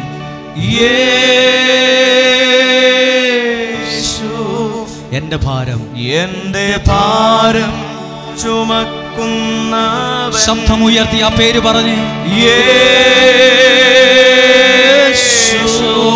പിന്നെയോ എന്നെ നന്നായി അറിയുന്നവൻ. പറ, ഉറക്കെ പറ നാമം. സുഖമുള്ള കാലത്തും കണ്ണുനീർ നേരത്തും യേശു മാത്രം മതി. അർത്ഥമറിഞ്ഞൊന്ന് ചേർന്ന് പാടി നോക്കാമോ? സുഖമുള്ള കാലത്തും കണ്ണുനീർ നേരത്തും യേശു മാത്രം മതി. അക്കരം അല്പം ഉയർത്തിപ്പിടിച്ചു പാടിയേ, യേശു എന്റെ സ്നേഹിതൻ. ശബ്ദമുയർത്തി, യേശു എന്റെ പ്രാണപ്രിയൻ. ശബ്ദമുയർത്തി, വിശ്വസിച്ച് എന്റെ ഇപ്പോൾ ചില വിടുതലുകൾ സംഭവിക്കട്ടെ, ചില സൗഖ്യങ്ങൾ സംഭവിക്കട്ടെ, ചില അടയാളങ്ങൾ സംഭവിക്കട്ടെ, ദൈവ സാന്നിധ്യം വെളിപ്പെടട്ടെ. ഒരിക്കൽ കൂടി വിളിച്ചു പറയുന്നു, കുടുംബങ്ങൾ അനുഗ്രഹിക്കപ്പെടട്ടെ, തലമുറകൾ അനുഗ്രഹിക്കപ്പെടട്ടെ, രോഗങ്ങൾ സൗഖ്യമാകട്ടെ, ശുശ്രൂഷയുടെ അഭിഷേകം വർദ്ധിക്കുന്നു. എന്റെ പ്രാണപ്രിയൻ സുഖമുള്ള കാലത്തും കണ്ണുനീർ നേരത്തും യേശു മാത്രം മതി. സുഖമുള്ള കാലത്തും കണ്ണുനീർ നേരത്തും യേശു മാത്രം മതി. നിങ്ങൾ ഇന്ന് സമർപ്പിച്ച എല്ലാ നിയോഗങ്ങളെ ഓർത്ത്, നിങ്ങളുടെ ജീവിതത്തിൻ്റെ മുമ്പിൽ ഉയർന്നു നിൽക്കുന്ന എല്ലാ പ്രതിസന്ധികളെ ഓർത്ത്, ഓ ഈ പ്രതിസന്ധിയെ ഞാൻ എങ്ങനെ മറികടക്കും? പ്രിയപ്പെട്ടവരെ, ഒരു വാക്ക് പറയാം, ഈ പ്രാർത്ഥിക്കുന്ന പ്രാർത്ഥനയും ആരാധനയും ചില ആണിക്കല്ലുകളാണ്. ഈ കാണിക്കല്ല് കൊണ്ട് അടിച്ചാൽ മഹാപർവ്വതം പോലും സമതിലം പോലെയാകും. ഈ പ്രാർത്ഥന എന്ന ആണിക്കല്ല് കൊണ്ട് അടിച്ചാൽ, ആരാധന എന്ന ആണിക്കല്ല് കൊണ്ട് അടിച്ചാൽ ഏതിന് ഉയർന്നു നിൽക്കുന്ന മഹാപർവ്വതം പോലും സമതിലം പോലെയാകും. അതാ ജെറീക്കോ പട്ടണത്തിന്റെ ചുറ്റുമതിൽ പ്രാർത്ഥന എന്ന ആണിക്കല്ല് കൊണ്ടാ അടിച്ചത്. സൈന്യബലത്താലല്ല, ആയുധ ബലത്വം കൊണ്ടല്ല, സ്വാധീനത്തിന്റെ ശക്തി കൊണ്ടല്ല, വെടിക്കോപ്പുകളുടെ ഉപകരണങ്ങളുടെ സ്വാധീനം കൊണ്ടല്ല, ആരാധനയുടെ ബലം കൊണ്ട്, പ്രാർത്ഥനയുടെ ശക്തി കൊണ്ട്. അത് ദൈവം തെളിയിച്ച ഭാഗമാണത്. പ്രാർത്ഥന എന്ന ഈ ആണി കൊണ്ട്, ഈ ആണിക്കല്ല് കൊണ്ട് അടിച്ചാൽ ഏത് ബന്ധനങ്ങളും മാറും. 2 കരങ്ങളെയും ഒന്ന് ഉയർത്തിപ്പിടിക്കാം. ഒരുപക്ഷെ നിങ്ങൾ ആഗ്രഹിച്ച് പ്രാർത്ഥിക്കുന്ന ഓരോ വിഷയത്തെ ഓർത്തൊരു നേർച്ച നേർന്ന് ഈ അനുഗ്രഹയിലെ പുണ്യഭൂമിയുടെ അൾത്താരയിൽ നിന്നുകൊണ്ട് എൻ്റെ ഒരു സാക്ഷ്യത്തെ വിളിച്ചു പറയാൻ, എൻ്റെ ദൈവം എന്നെ അനുഗ്രഹിക്കുന്ന കാലം അധികം ദൂരത്തല്ല, എന്നെ അനുഗ്രഹിക്കുന്ന കാലം അധികം വൈകത്തില്ല. എന്നെ തേടി ഒരു അനുഗ്രഹം വരാതിരിക്കുകയില്ല, എന്നെ അന്വേഷിച്ച ഒരു അനുഗ്രഹം വരാതിരിക്കുകയില്ല. നീ തോൽക്കുകയില്ല, നീ പരാജയപ്പെടുകയില്ല, നീ നഷ്ടപ്പെട്ടു പോവുകയില്ല, നീ നശിച്ചു പോകത്തില്ല. അബ്രാഹത്തോട് ദൈവം പറഞ്ഞു, ഞാൻ നിന്നെ അനുഗ്രഹിക്കും, നീ ഒരു അനുഗ്രഹമായി മാറും, നിന്റെ പേര് ഞാൻ മഹത്തരമാക്കും, ആകാശത്തിലെ നക്ഷത്രങ്ങളെ പോലെ നിന്റെ തലമുറകളെ ഞാൻ ഉയർത്തി അനുഗ്രഹിക്കും. ശബ്ദമുയർത്തി ശക്തിയോടെ സ്തുതിക്കുന്നു. പ്രാർത്ഥന എന്ന ആണിക്കല്ലുകൊണ്ട്, ആരാധന എന്ന ആണിക്കല്ലുകൊണ്ട് അടിച്ചാൽ പർവ്വത സമാനമായ വിഷയങ്ങൾ സമനിലം പോലെയാകും. സ്തുതിക്കുന്നു, സ്തുതിക്കുന്നു ജീസസ്. ശബ്ദം സ്തുതിക്കുന്നു, ശബ്ദമുയർത്തി കരമടിച്ചു.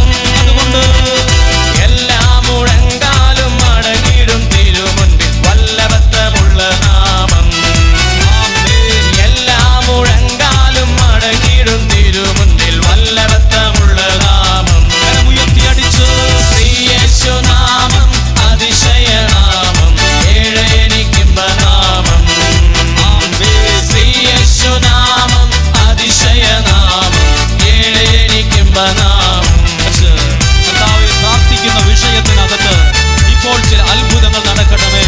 ആകാശത്തിന് താഴെ ഭൂമിക്ക് മുകളിൽ മനുഷ്യന്റെ രക്ഷയ്ക്ക് മറ്റൊരു നാമവും നൽകപ്പെട്ടിട്ടില്ല. ആ നാമത്തിന്റെ ശക്തി നിങ്ങളുടെ കുടുംബങ്ങളിൽ നിന്ന് വെളിപ്പെടട്ടെ. ആ നാമത്തിന്റെ ശക്തി ഓരോ നിയോഗങ്ങളുടെ മേൽ വെളിപ്പെടട്ടെ. ആ പ്രാർത്ഥനയുടെ നാമത്തിന്റെ ശക്തി നിങ്ങളുടെ രോഗമേഖലകളിൽ വെളിപ്പെടട്ടെ. ശബ്ദമുയർത്തി ചേർന്ന് പാടുന്നു. ഭൂതബാധിതർക്കും നാനാവ്യാധിക്കാർക്കും മോചനം കൊടുക്കും നാമം. ഭൂതബാധിതർക്കും നാനാവ്യാധിക്കാർക്കും മോചനം കൊടുക്കും നാമം. ൂരുടർക്കും മൂടന്തർക്കും കുഷ്ഠരോഗികൾക്കുമെല്ലാം വിടുതലും നൽകും നാമം. ൂരുടർക്കും മൂടന്തർക്കും കുഷ്ഠരോഗികൾക്കുമെല്ലാം വിടുതലും നൽകും നാമം. അതുകൊണ്ട് നാമം അതിശയനാമം ഏഴനിക്കുംബനാമം. യേശുനാമം അതിശയനാമം ഏഴനിക്കുംബനാമം. എണ്ണമില്ല പാപം എന്നിൽ നിന്നും നീക്കാൻ എന്നിൽ കനിഞ്ഞ നാമം. എണ്ണമില്ല പാപം എന്നിൽ നിന്നും നീക്കാൻ എന്നിൽ കനിഞ്ഞ നാമം. അന്യനെന്ന മേലെഴുത്ത് എന്നേക്കും മായ്ച്ചു തന്ന ഉന്നതന്റെ വന്ധ്യനാമം. അന്യനെന്ന മേലെഴുത്ത് എന്നേക്കും മായ്ച്ചു തന്ന ഉന്നതന്റെ വന്ധ്യനാമം. സ്തുതിക്കുന്നു.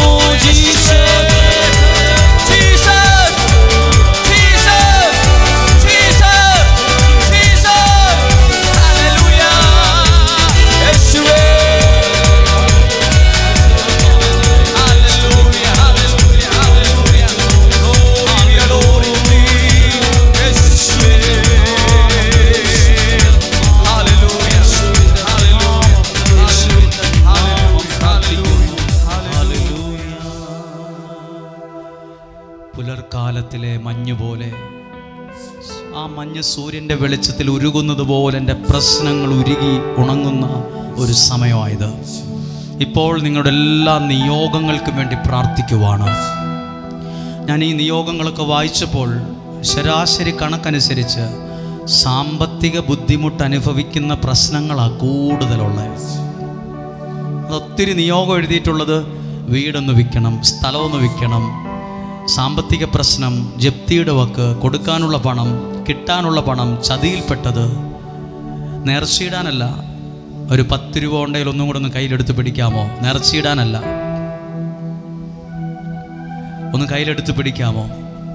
എന്നിട്ടൊന്ന് പ്രാർത്ഥിച്ച്, നിങ്ങൾ തന്നെ ഒന്ന് പ്രാർത്ഥിച്ച്, കർത്താവേ ഈ പ്രാർത്ഥനയുള്ള സ്ഥലത്ത് നിന്നുകൊണ്ട് എൻ്റെ സാമ്പത്തിക മേഖലയിൽ എനിക്കൊന്ന് ഉയർത്തെഴുന്നേക്കണമെന്ന് എനിക്ക് വലിയ ആഗ്രഹമുണ്ട്. തോറ്റെടുത്ത് എനിക്ക് ജയിക്കണം. പലരുടെയും മുമ്പിൽ പൈസ ചോദിച്ച് നാണം കെട്ട് നിൽക്കുന്ന ആളാണ് ഞാൻ. പൈസയ്ക്ക് വേണ്ടി കൈ നീട്ടി ചെന്നിട്ട് കിട്ടിയിട്ടില്ല. ഫോൺ ബെല്ലടിക്കുന്നത് പേടിയാണ്. പലരെയും എനിക്ക് ഭയമാണ്. കൊടുത്ത പണം, മേടിച്ച പണം പലതുമുണ്ട്. നിങ്ങൾ ആ 10 രൂപ അതിന്മേൽ നിങ്ങൾ കരങ്ങൾ വെച്ച് നിങ്ങൾ വിശ്വാസത്തിൽ പറയണം. ഞാനിത് പറയുന്നതിന് മുമ്പ് ഒരു കാര്യം പറയാം. സാമ്പത്തികമായും അനുഗ്രഹിക്കുന്ന ഒരു ദൈവമുണ്ട്. ദൈവം തരുന്ന സമ്പത്താണ് പണം, സമ്പത്താണ്. ആർത്തിയോടെ ഒന്നും പറയുമല്ല, അതൊരാവശ്യമല്ലേ. നിങ്ങളുടെ കൈകൾ ദൈവാനുഗ്രഹമുള്ളതാകട്ടെ. ആ സാമ്പത്തിക പ്രശ്നത്തിൽ നിന്നും മറികടക്കാൻ ഒരു പ്രാർത്ഥന പ്രാർത്ഥിച്ച്, കർത്താവേ ഈ സാമ്പത്തിക പ്രശ്നം മാറാൻ എനിക്കിടയാകണം. ആരുടെയും മുമ്പിൽ എനിക്ക് കൈ നീട്ടേണ്ട ഒരു സാഹചര്യം വരല്ലേ. ദൈവസന്നദ്ധിയിൽ കൈ നീട്ടുന്നവൻ മനുഷ്യന്റെ മുമ്പിൽ കൈ നീട്ടേണ്ടി വരത്തില്ല. ദൈവം നിനക്ക് ആവശ്യമായത് നൽകും. ആകാശത്തിന്റെ കിളിവാതിലിനെ ദൈവം തുറക്കും. നിനക്ക് ആവശ്യമായത് നിന്റെ മടിയിൽ അവിടുന്ന് തരും. എങ്ങനെ മക്കളെ പഠിപ്പിക്കും, എങ്ങനെ കല്യാണം നടത്തും, ആ കൊടുക്കാനുള്ള പണം ബാങ്കിൽ അടയ്ക്കേണ്ടത്, ജപ്തി, പല കാര്യങ്ങളുണ്ട്. നിങ്ങൾ പ്രാർത്ഥിച്ചു പറ, യേശുവിൻ്റെ നാമത്തിലുള്ള അനുഗ്രഹം എൻ്റെ സാമ്പത്തിക മേഖലയിൽ ഉണ്ടാകട്ടെ. യേശുവിൻ്റെ നാമത്തിലുള്ളൊരു അത്ഭുതം അതിൽ സംഭവിക്കട്ടെ, സംഭവിക്കട്ടെ. യേശുവിൻ്റെ നാമത്തിൽ നിങ്ങളുടെ സാമ്പത്തിക മേഖലയെ അനുഗ്രഹിച്ച് പ്രാർത്ഥിക്കുന്നു, അനുഗ്രഹിച്ച് പ്രാർത്ഥിക്കുന്നു, അനുഗ്രഹിച്ച് പ്രാർത്ഥിക്കുന്നു, അനുഗ്രഹിച്ച് പ്രാർത്ഥിക്കുന്നു, അനുഗ്രഹിച്ച് പ്രാർത്ഥിക്കുന്നു, അനുഗ്രഹിച്ച് പ്രാർത്ഥിക്കുന്നു, പ്രാർത്ഥിക്കുന്നു. അതിന്മേൽ ഒരു വഴി തുറക്കാൻ ഇടയാകണമേ. അതിന്മേൽ ഒരു വാതിൽ തുറക്കാൻ ഇടയാകണമേ. അതിന്മേൽ നിലനിൽക്കുന്ന തടസ്സങ്ങളെ മാറ്റണമേ. അതിന്മേൽ നിലനിൽക്കുന്ന ബന്ധനങ്ങളെ മാറ്റണമേ. യേശുവിന്റെ നാമത്തിൽ പ്രാർത്ഥിക്കുന്നു. ഹല്ലേലൂയ. രണ്ടാമതായി പ്രാർത്ഥന ചോദിച്ച ഒരുപാട് കാര്യമാണ്. മക്കളുടെ ജോലിയൊക്കെ, പാസ്പോർട്ട് കയ്യിൽ ഇരിപ്പുണ്ടെങ്കിൽ 10 രൂപ കീശയിലിട്ട് ആ പാസ്പോർട്ട് എടുത്ത് കയ്യിൽ പിടിക്കാം. ഉണ്ടെങ്കിൽ ചില ആളുകൾ അവരുടെ പ്രിയപ്പെട്ടവരുടെ പാസ്പോർട്ട് കൊണ്ട് എന്തിനാണെന്ന് ചോദിച്ചാൽ ഇതൊരു വിശ്വാസമാണ്. എന്തിനാ ഇങ്ങനെയൊക്കെ പ്രാർത്ഥിക്കുന്ന? സാധാരണ പോലെ പാടിയ പോരെ നിങ്ങൾക്ക്? ഇതൊരു വിശ്വാസമാണ്. എൻ്റെ ദൈവത്തോടല്ലാതെ ഞാൻ പിന്നെ ആരോടാ പറയുക? കർത്താവേ, ഈ പാസ്പോർട്ട് എടുത്ത് പിടിച്ചൊരു പാസ്പോർട്ടിൻ്റെ കോപ്പി കൊണ്ടുവന്നവർ ഇനി കൊണ്ടുവരാൻ മറന്നുപോയല്ലോ, അതൊന്നും വിഷമിക്കേണ്ട, മനസ്സിൽ കാണ്. എന്നിട്ട് പറ, ഇതിന്മേൽ എനിക്കൊരു ദൈവാനുഗ്രഹം കാണാൻ പറ്റണം. ദൈവത്തിൻ്റെ ഒരു അത്ഭുതം എൻ്റെ മക്കളിൽ ഈ ജോലി അന്വേഷിക്കുന്ന കാര്യത്തിൽ എനിക്ക് സംഭവിക്കണം. ദൈവത്തിൻ്റെ ഒരു അത്ഭുതം കാണാൻ നിങ്ങളുടെ ജീവിതത്തിൻ്റെ ആഗ്രഹങ്ങളുടെ മേൽ ദൈവത്തിൻ്റെ ഒരു പദ്ധതി വെളിപ്പെടാൻ പ്രാർത്ഥിച്ചേ. ഒന്ന് പ്രാർത്ഥിച്ചേ. കർത്താവേ, ഇപ്പോൾ പ്രാർത്ഥിക്കുന്ന ഓരോ വിഷയത്തെയും അങ്ങയുടെ നാമത്തിൽ അനുഗ്രഹിച്ച് പ്രാർത്ഥിക്കുന്നു. യെശയ്യാ 45:2 വചനത്തിലൂടെ അനുഗ്രഹിച്ച് പ്രാർത്ഥിക്കുന്നു. അതിന്മേൽ നിലനിൽക്കുന്ന സകല ബന്ധനങ്ങളും തടസ്സങ്ങളും മാറി ഒരു വഴി തുറക്കണമെന്ന് ഇപ്പോൾ പ്രാർത്ഥിക്കുന്നു. വിസ റിജക്റ്റ് ആകാൻ പാടില്ല.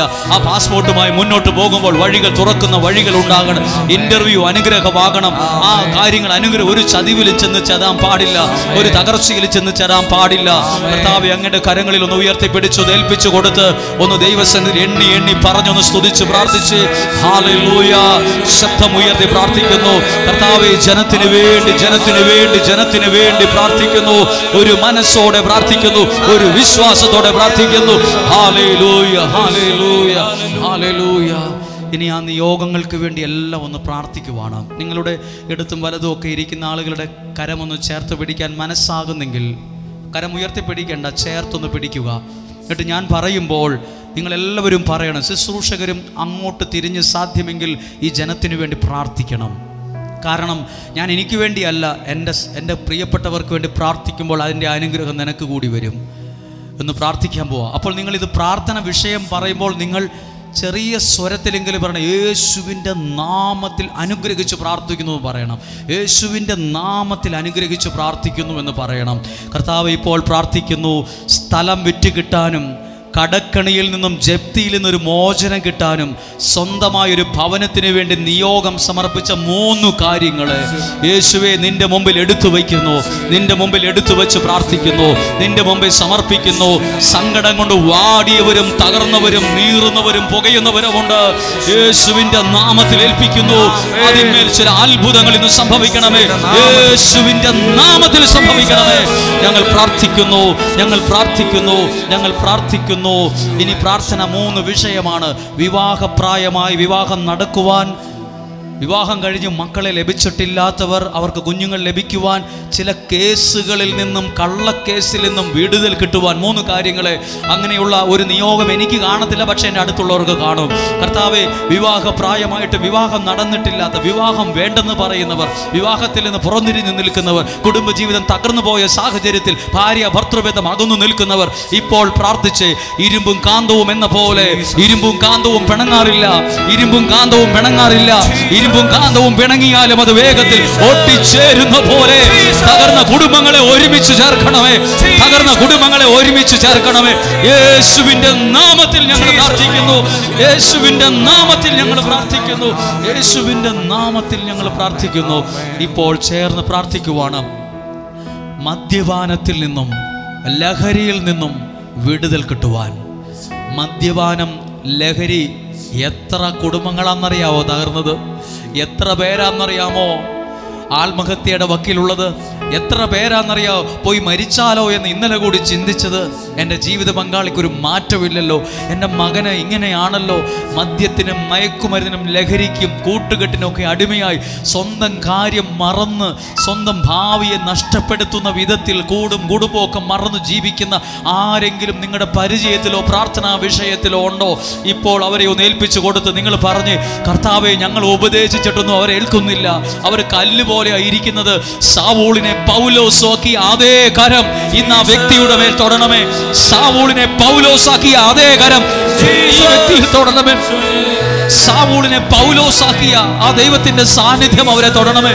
ആ മദ്യത്തിൽ നിന്ന് മയക്കുമെന്ന് അവരെ വിടുവിക്കണമെന്ന് പ്രാർത്ഥിക്കുന്നു. യേശുവിന്റെ നാമത്തിൽ പ്രാർത്ഥിക്കുന്നു. യേശുവിന്റെ നാമത്തിൽ പ്രാർത്ഥിക്കുന്നു. യേശുവിന്റെ നാമത്തിൽ പ്രാർത്ഥിക്കുന്നു. ഒന്ന് സ്തുതിച്ച് പ്രാർത്ഥിച്ചേ. ഹല്ലേലൂയ. യേശുവേ സ്തുതിക്കുന്നു, സ്തുതിക്കുന്നു, സ്തുതിക്കുന്നു, സ്തുതിക്കുന്നു. ഹല്ലേലൂയ.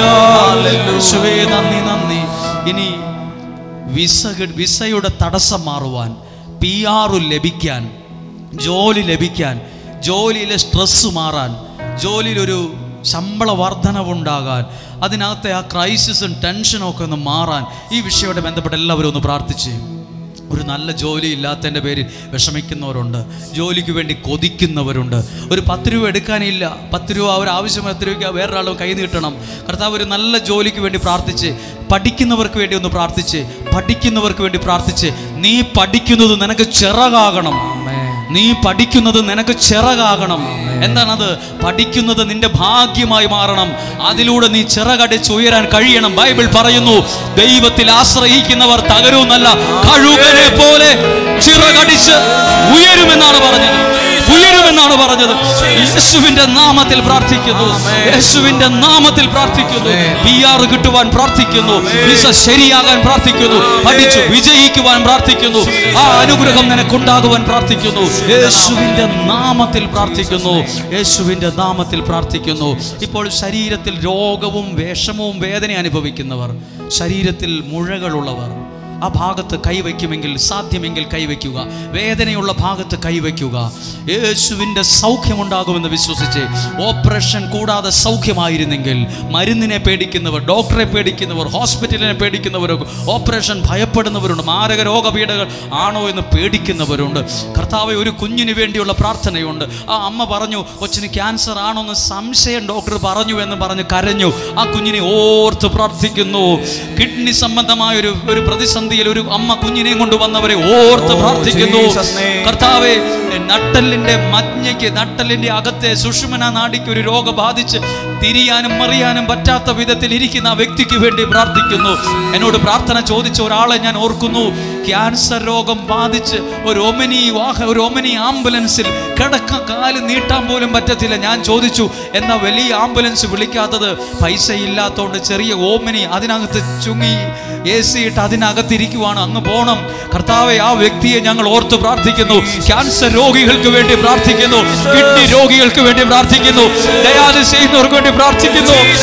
സകല രോഗപീഠകൾ അനുഭവിക്കുന്നവരുടെ സൗഖ്യം, യേശുവിന്റെ നാമത്തിലുള്ള സൗഖ്യം, യേശുവിന്റെ നാമത്തിലുള്ള സൗഖ്യം ഇപ്പോൾ സംഭവിക്കട്ടെ. സൗഖ്യം ഇപ്പോൾ സംഭവിക്കട്ടെ. ഇനി ഒരു പ്രത്യേക പ്രാർത്ഥനയാണ്. നിങ്ങളുടെ സാധ്യമെങ്കിൽ ഒരിക്കൽ കൂടി കരങ്ങളെ ഒന്ന് ചേർത്ത്. കുടുംബ സമാധാനം. കുടുംബത്തിനകത്ത് വഴക്ക്. ഇന്നൊരു വഴക്ക് കഴിഞ്ഞിട്ട് ഇവിടെ പ്രാർത്ഥിക്കാൻ വന്നവർ കാണും. കഴിഞ്ഞ ആഴ്ച മുഴുവൻ വഴക്കായിട്ട് മിണ്ടാതിരുന്നവർ കാണും. മിണ്ടിയിട്ട് ദിവസങ്ങളായവരുണ്ട്.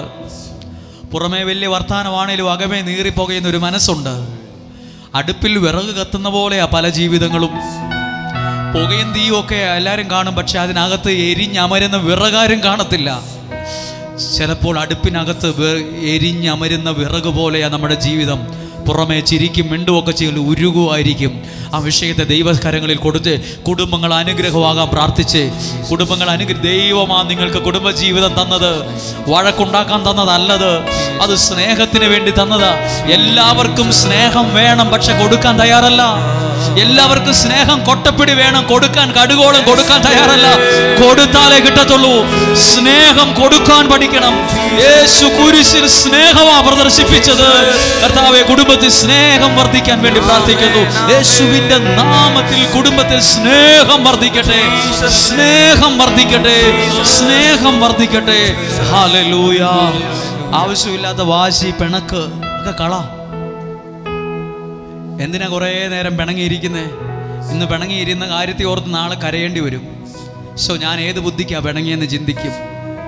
ചില കാര്യങ്ങൾ അങ്ങനെയാണ്. ഇത് ദൈവം തന്നൊരു സമയമാണ്. ക്ഷമിക്ക്. ഇന്നൊരു അനുഗ്രഹം നിന്നെ തേടി വരും. നീ യോഗ കൊന്തയുണ്ടെങ്കിൽ കയ്യിലൊന്നെടുക്കാമോ? OAT IELTS പരീക്ഷയ്ക്ക് വേണ്ടി പ്രാർത്ഥിച്ചവർ, ഇന്ന് നിയോഗം സമർപ്പിച്ച 480 പേർ യേശുവിൻ്റെ തിരുരക്തത്താൽ വിശുദ്ധീകരിച്ച് വചനത്താൽ നിറച്ച് പരിശുദ്ധാത്മാവിൽ നിറയ്ക്കണമേ. നിയോഗം സമർപ്പിച്ചവരെയും അവരുടെ കുടുംബങ്ങളെ നിയോഗത്തെയും ഏൽപ്പിച്ചു കൊടുക്കുവാണ്. കരങ്ങളെ ഉയർത്തിപ്പിടിച്ച് പ്രാർത്ഥിക്കുമ്പോൾ ഇതാ ഇപ്പോൾ വിശുദ്ധ ജലം തളിച്ച് പ്രാർത്ഥിക്കാൻ പോവുകയാണ്. നേർച്ച ഭക്ഷണം, എണ്ണയും വെള്ളവും ഈ ജനത്തെയും അവർ കൊണ്ടുവന്ന ഭക്തവസ്തുക്കളെ, ജപമാല, നിയോഗ കൊന്തം, തിരി എല്ലാം വെഞ്ചരിക്കാനുള്ളതെല്ലാം കൈകളെടുത്ത് പിടിക്കാമോ? പ്രിയപ്പെട്ട വൈദികർ പ്രാർത്ഥനയോടെ വിശുദ്ധ ജലം തളിക്കുമ്പോൾ തിരുരക്തത്തിൻ്റെ ഒരു സംരക്ഷണം നിങ്ങളിലേക്ക് പകരും. അത് നിങ്ങളിൽ മേൽ ഒരു വിടുതൽ നൽകും. എല്ലാ കരങ്ങളും ഉയർത്തി ചേർന്നൊന്ന് സ്തുതിച്ച് പ്രാർത്ഥിക്കുന്നു. Hallelujah, hallelujah. ഇപ്പോൾ വിശുദ്ധ ജലം തളിച്ച് പ്രാർത്ഥിക്കുമ്പോൾ വിശുദ്ധ ജലം തളിച്ച് ഞങ്ങൾ പ്രാർത്ഥിക്കുന്നു. വിശുദ്ധ ജലം തളിച്ച് ഞങ്ങൾ പ്രാർത്ഥിക്കുന്നു. വിശുദ്ധ ജലം തളിച്ച് പ്രാർത്ഥിക്കുന്നു. എല്ലാവരും ചേർന്ന് പ്രാർത്ഥിച്ച്, നസ്രായനായ യേശുവേ, എന്റെ എല്ലാ നിയോഗങ്ങളെയും ഇന്ന് സ്വീകരിച്ച് അതിന്മേൽ നിലനിൽക്കുന്ന എല്ലാ തടസ്സങ്ങളെയും ബന്ധനങ്ങളെയും പൂർണ്ണമായും എടുത്തു മാറ്റി സാധിച്ചു തന്ന് എന്നെ ഇന്ന് അനുഗ്രഹിക്കണമേ.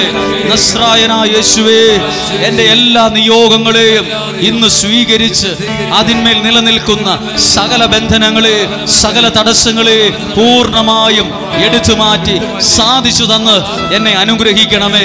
നസ്രായനായ എൻ്റെ യേശുവേ, എൻ്റെ എല്ലാ നിയോഗങ്ങളെയും അങ്ങിന്ന് സ്വീകരിച്ച് അതിന്മേൽ നിലനിൽക്കുന്ന സകല ബന്ധനങ്ങളെ, സകല തടസ്സങ്ങളെ പൂർണ്ണമായും എടുത്തു മാറ്റി സാധിച്ചു തന്ന് എന്നെ അനുഗ്രഹിക്കണമേ. ഇന്നെന്നെ അനുഗ്രഹിക്കണമേ. നസ്രായനായ എൻ്റെ യേശുവേ, എൻ്റെ എല്ലാ നിയോഗങ്ങളെയും ഇന്ന് സ്വീകരിച്ച് അതിന്മേൽ നിലനിൽക്കുന്ന സകല ബന്ധനങ്ങളെയും സകല തടസ്സങ്ങളെയും പൂർണ്ണമായും എടുത്തു മാറ്റി സാധിച്ചു തന്ന് എന്നെ അനുഗ്രഹിക്കണമേ. സ്തുതിച്ചൊന്ന് പ്രാർത്ഥിച്ചേ. ഹല്ലേലൂയ.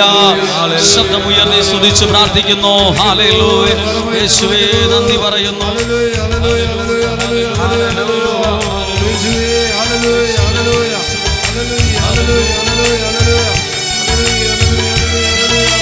എല്ലാവരും സ്തുതിക്കുന്നു, സ്തുതിച്ച് പ്രാർത്ഥിക്കുന്നു, സ്തുതിച്ച് പ്രാർത്ഥിക്കുന്നു, സ്തുതിച്ച് പ്രാർത്ഥിക്കുന്നു, സ്തുതിച്ച് പ്രാർത്ഥിക്കുന്നു.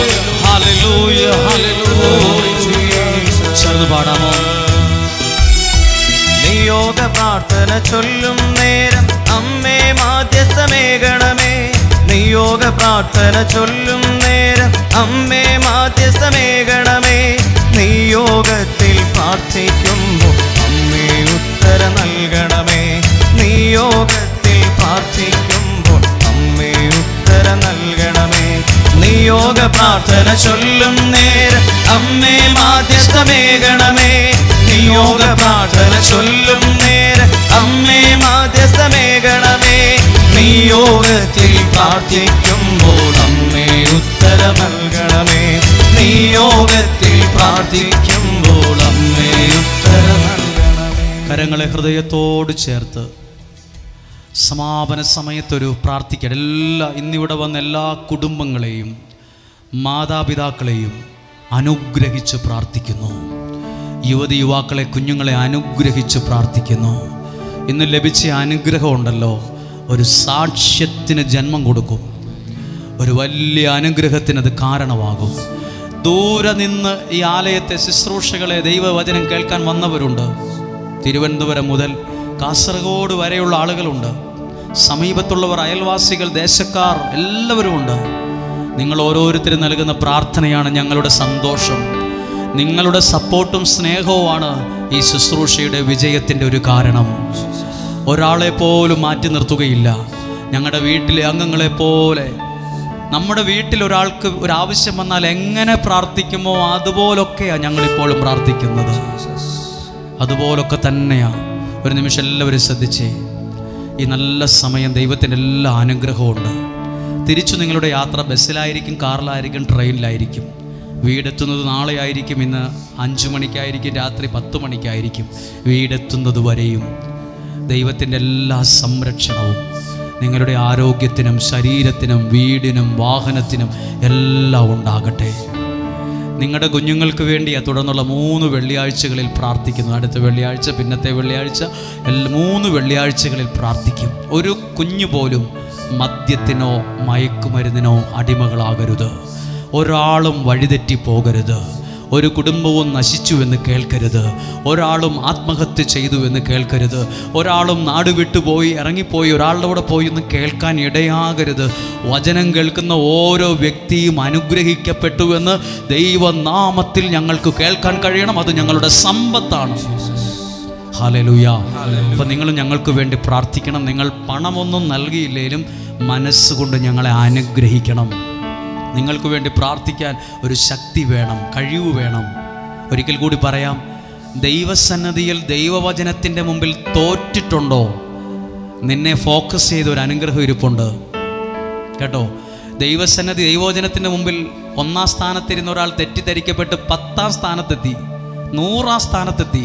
ഇപ്പോൾ ഭയങ്കര സങ്കടമാണ്. ദൈവവചനത്തിൻ്റെ മുമ്പിലാണോ നീ തോറ്റത്? നിന്നെ തേടി ഒരു അനുഗ്രഹം വരും. അബ്രഹാം വഴക്കുണ്ടാക്കാൻ പോയില്ല. അബ്രഹാം ആരോടും ദേഷ്യപ്പെടാൻ പോയില്ല. ശരിക്കും ലോകത്തിൻ്റെ മുമ്പിൽ അങ്ങ് തോറ്റ പോലെയാണ്. പക്ഷെ അബ്രാഹത്തെ തേടിയാണ് ഒരു അനുഗ്രഹം ഉണ്ടായത്. എല്ലാ കണ്ണുകളെയും ഒന്ന് അടയ്ക്കാം. എന്നിട്ട് ഈശോയുടെ നല്ല ആശീർവാദം ഇപ്പോൾ നമ്മൾ സ്വീകരിക്കുകയാണ്.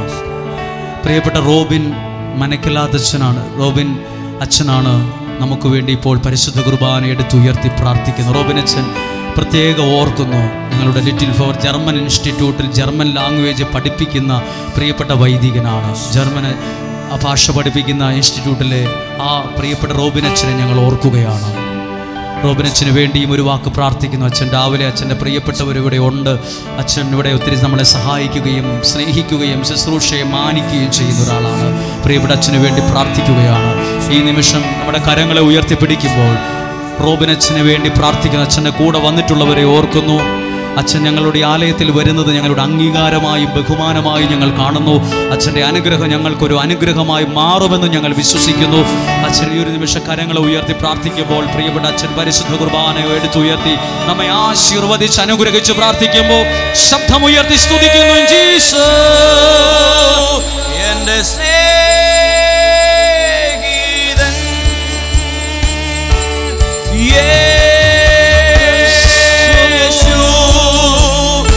എൻ്റെ കരങ്ങൾ ഉയർത്തിപ്പിടിച്ചെല്ലാവരും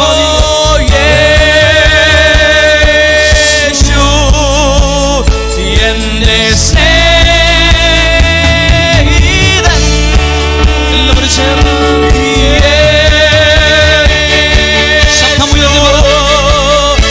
എന്റെ പ്രാണപ്രിയൻ യേശു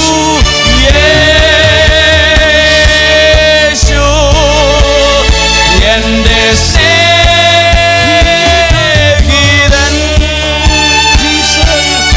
യേശു എന്റെ പ്രാണപ്രിയൻ. ഒന്ന് സ്തുതിച്ച്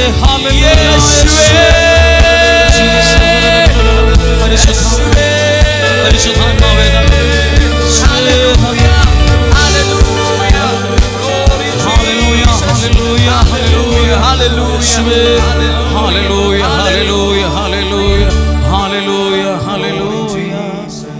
പ്രിയപ്പെട്ട റോബിൻ മംഗലത്തിൽ അച്ഛന് വേണ്ടി ഒന്ന് പ്രാർത്ഥിക്കുന്നു. ഞങ്ങൾ ഒരുമിച്ച് പഠിച്ചവരാണ്. ഒത്തിരി സപ്പോർട്ട് ചെയ്യുന്ന പ്രിയപ്പെട്ട അച്ഛന് വേണ്ടി പ്രാർത്ഥിക്കുന്നു. അച്ഛൻ്റെ കുടുംബത്തിലെല്ലാവർക്കും വേണ്ടി പ്രാർത്ഥിക്കുന്നു. നിങ്ങളെയും യേശുവിൻ്റെ നാമത്തിൽ ഞങ്ങൾ അനുഗ്രഹിച്ച് പ്രാർത്ഥിക്കുവാണ്. നിങ്ങളുടെ സ്നേഹത്തിന് സപ്പോർട്ടിന് പ്രാർത്ഥനയ്ക്കെല്ലാം നന്ദി. എല്ലാവർക്കും നേർച്ച ഭക്ഷണമുണ്ട്. നേർച്ച ഭക്ഷണം, ബന്ന്, നേർച്ച അരി എല്ലാം മേടിച്ചുകൊണ്ടേ നിങ്ങൾ പോകാവുള്ളൂ. ഭക്ഷണം കഴിക്കണം. എല്ലാവരും കരങ്ങളെ ഒന്ന് ഉയർത്തിപ്പിടിച്ച് ഞങ്ങളെ ഒന്ന് അനുഗ്രഹിച്ച് പ്രാർത്ഥിച്ച് ഈ ജനത്തെ അനുഗ്രഹിക്കാനുള്ള അനുഗ്രഹം ദൈവമേ ഞങ്ങൾക്ക് തരണേന്നൊന്ന് പറഞ്ഞ്, കർത്താവ് ഈ ജനത്തെ അനുഗ്രഹിക്കാനുള്ള അനുഗ്രഹം ഞങ്ങൾക്ക് തരണമേ. അതിനുള്ള യോഗ്യതയും മാന്യതയും ഞങ്ങൾക്ക് തരണമേ. കർത്താവിൻ്റെ നാമത്തിൽ ഈ പ്രിയപ്പെട്ട ഒരു അനുഗ്രഹത്തെ സ്വീകരിക്കുന്നു. ആമേൻ.